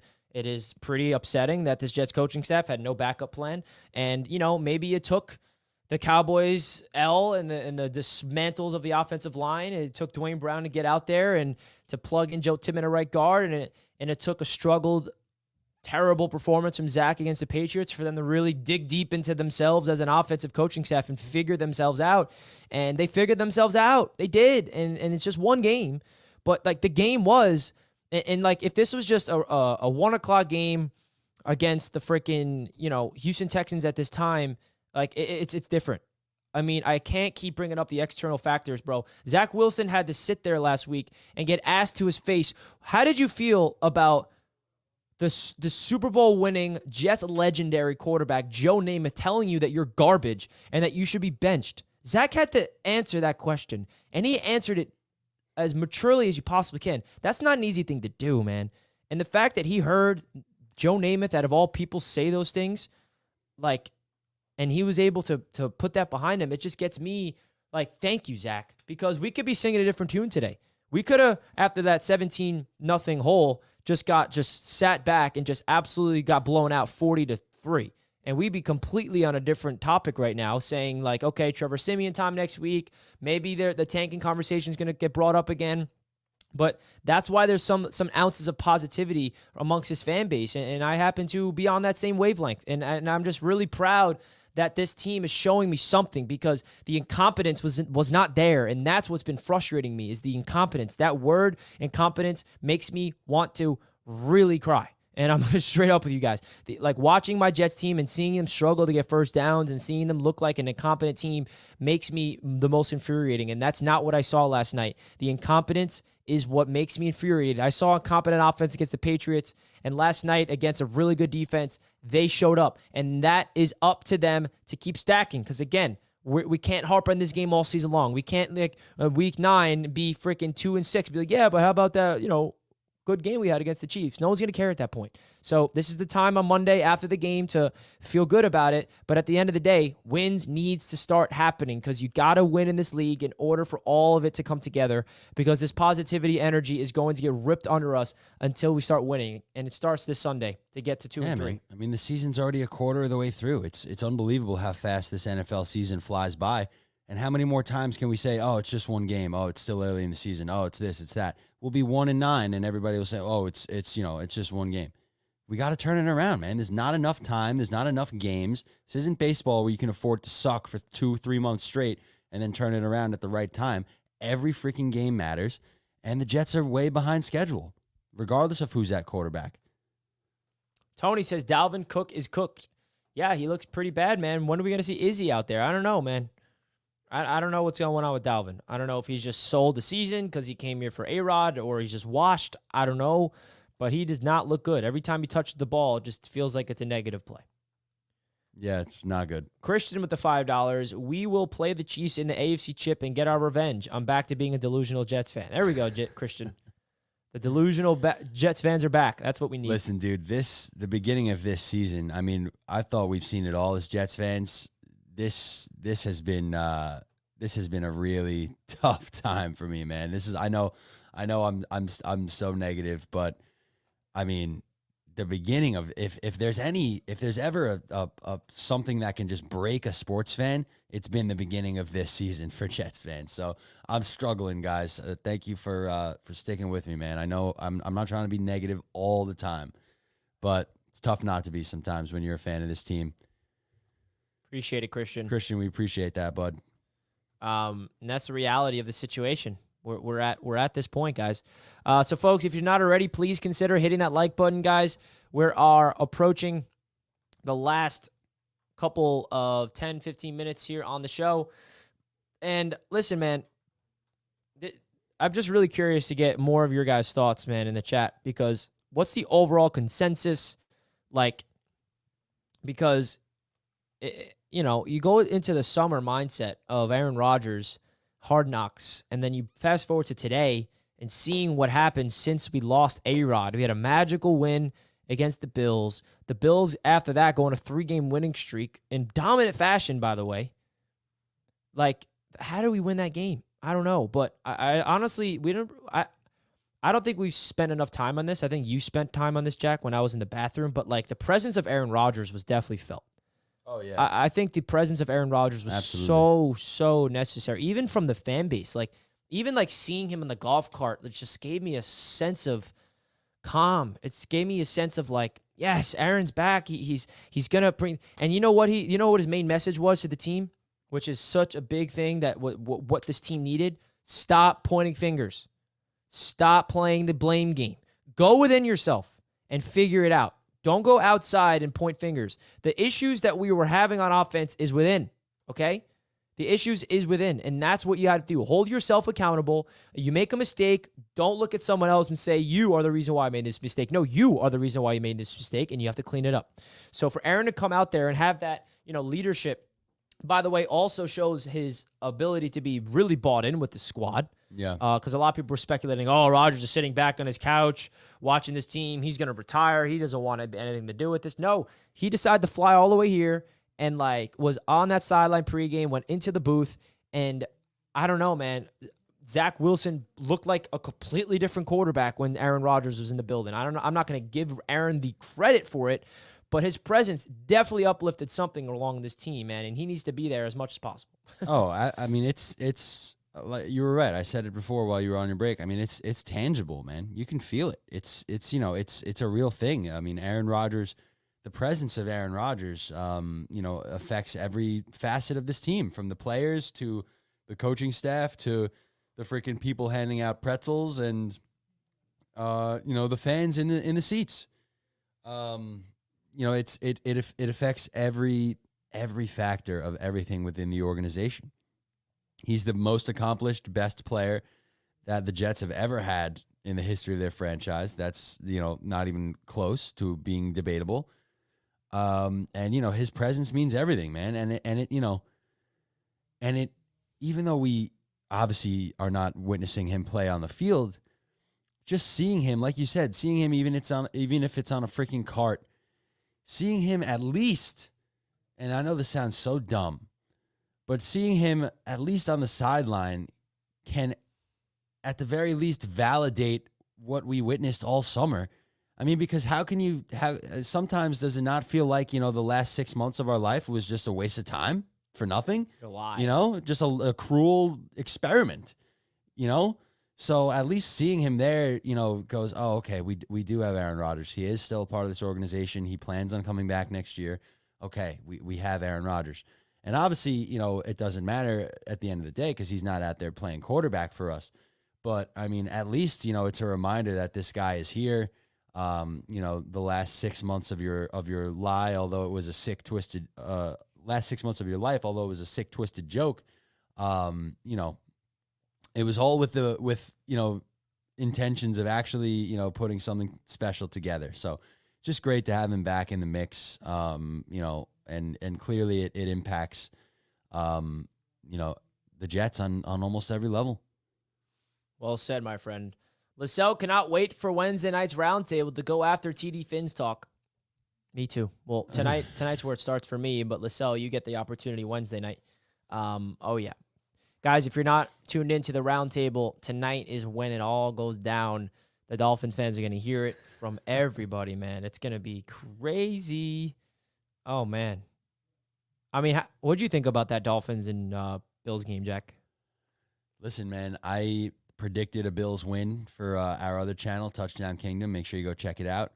While I did not predict a lopsided Bills win, I knew that the Buffalo Bills defense is better than anything that the Dolphins have seen so far this year, and that they were going to have a real test at home against the Buffalo Bills. Josh Allen's been playing very, very well since the Jets owned him in Week 1, and it kind of went as I expected. Again, I didn't expect a 28-point victory for the Buffalo Bills. That's what it was, right? 48-20. But I certainly expected the Buffalo Bills to win, and I think the Miami Dolphins were brought back to earth a little bit. It was just a matter of time for that, and I don't know. It was a crazy game. It's a little poetic beating the Broncos 70-20, and then only scoring 20 yourself the following week and taking a blowout loss to an actual opponent. Yeah, and the crazy thing about that game, it started off like blow for blow, touchdown. Oh my God, the first quarter was insane. And you're like, okay, this is going to be like a 45-40 finish or something. Yeah. And then the Bills defense, and listen, I really felt like this was a big matchup because a great offense goes up against a great defense. And the Bills offense is great, but the Dolphins defense is not. So that's a recipe for, listen, the Dolphins are great on one side, not so much the other. The Bills, you can say are arguably great on both sides, and that's I think why they won the game. Their defense stepped up. The Bills unfortunately lost Tre'Davious White, which is a crucial injury for them, but definitely an impressive victory for the Buffalo Bills, man. Yeah, they took care of business yesterday, as I predicted them to, as I think they should have. They were the favorites going into that game, which says a lot about how people out there view the Bills as a complete football team. I mean, after shellacking the Denver Broncos 70-20, the following week the Dolphins are road underdogs. So that says a lot about how seriously people still take the Buffalo Bills. They're a complete football team, from the head coach to their offense and their defense, and they've done it the right way. Let's not forget that the Buffalo Bills drafted Josh Allen after the New York Jets drafted Sam Darnold, and we all know how that turned out. The Buffalo Bills did it the right way, built around their young quarterback, got him a stud, all-pro wide receiver in his third year in Stephon Diggs, and they've now become one of the elite tandems in the NFL. So, yeah, man, good for them, but screw it. I hate them all. Screw the Patriots. Screw the Dolphins. Screw the Bills. Screw the Chiefs, man. I loved Patrick Mahomes. I enjoyed watching that freaking quarterback documentary. Man, what an easy way to turn somebody into my least favorite player in the league. Oh, all it takes is go up against the Jets. All it takes is do what you do. is a 24-yard scramble on 3rd and 22 to make you my least favorite living human being. Man, oh man. Is it okay if I just bring up something that we haven't brought up? Bring it up. Travis Kelce didn't do anything on us. No, Travis Kelce got shut down. Yeah. I mean, nobody on that offense did anything besides Isaiah Pacheco. I mean, and that's the thing, man. We got beat on the ground, and that 17-point hole really hurt us. But that's another, I don't want to keep saying it, but go back and look at all the reasons why there's no moral victories to be found here, folks. Because where we excelled in certain areas, we were let down in others, and there's absolutely no reason that Isaiah Pacheco should have had literally a career game, which is what he had yesterday. No reason. But I don't know. Should we spend the last few minutes looking on to the Denver Broncos? Yeah, man. I think that's a good observation, a good opportunity to turn the page, man. These Denver Broncos, I mean, listen, they're coming off a miracle win, so vibes are high in the Denver Bronco land. They got their first win.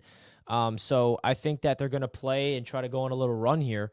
They're back at home, Mile High. We won last year in Mile High based off of a Breece Hall 62-yard touchdown, ugly 16-9 win against their backup quarterback.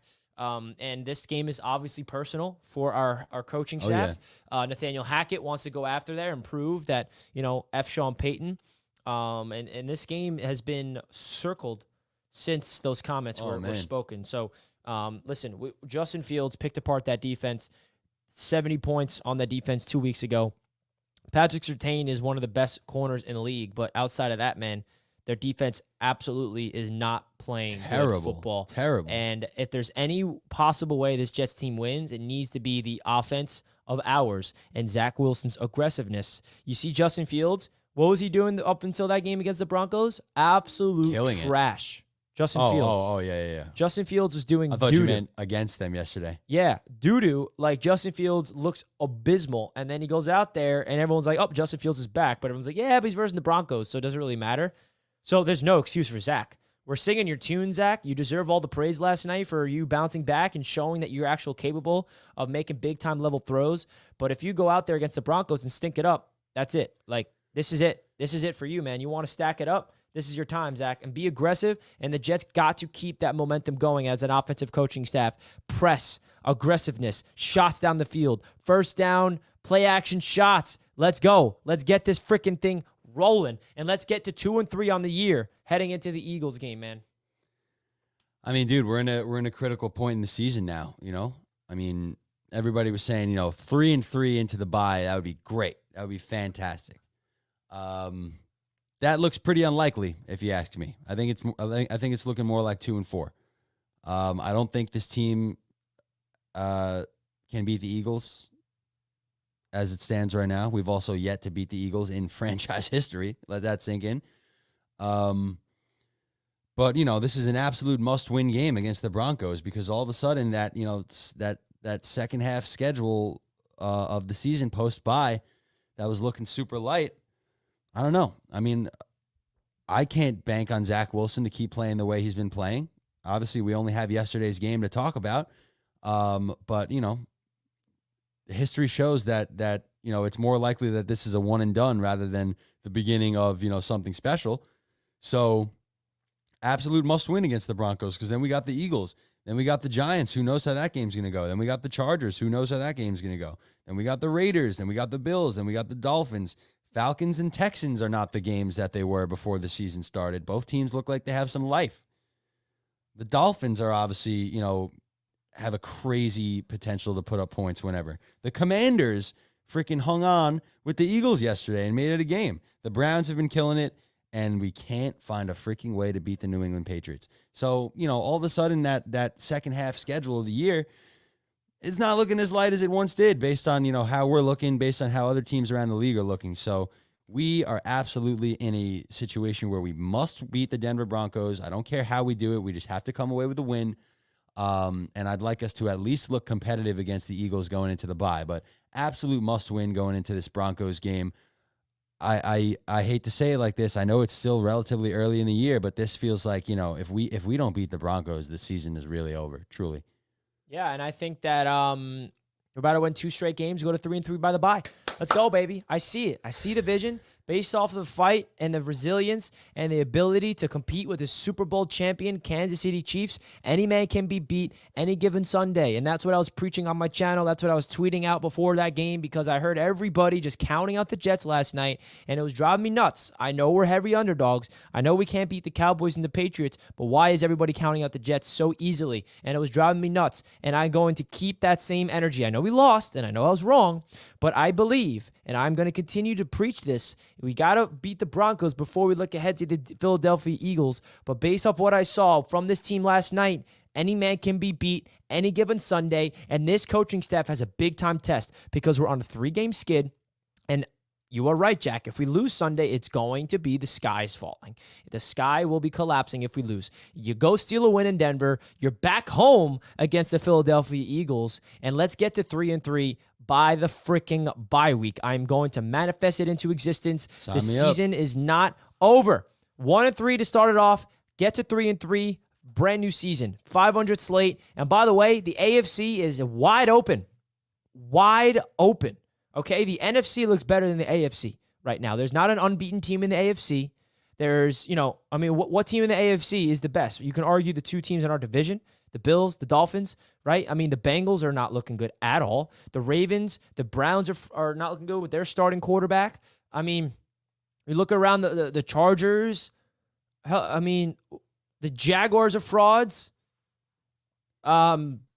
What teams in the AFC scare me for that wild card spot? Well, I think you might have just said it right there. I mean, that's even scarier that potentially the 2 best teams in the conference are above us in our own division. How the hell are we getting out of it? I don't know, man. I mean, we beat one of them, by the way. Yeah. I mean, maybe the entire. I don't think we have a chance to win the division, but I think we can squeak in a wild card if it starts Sunday against the Broncos. Yeah, but my point is, this AFC conference is not as stacked as we all might have thought, and it's a little more open than we think. And I think the Jets could squeak in with a 9-8 record or something like that, based off what I've seen from this AFC. Listen, man, you're absolutely right. The AFC has not shaken out how people expected it to before the year started. It's looking like the NFC might be the more powerhouse conference, if you can believe it. But yeah, I mean, the AFC overall has not been this unbeatable powerhouse conference like everybody thought they were going to be. And yeah, it's anybody's ball game. That being said, the work starts now, man. Go beat the Denver Broncos. Beat the freaking Philadelphia Eagles at home if that's possible, if the football gods will will it. And yeah, man, turn this freaking season around. You saw something out of Zach Wilson that you literally have never seen yesterday. Shout out to Ali. What's up, brother?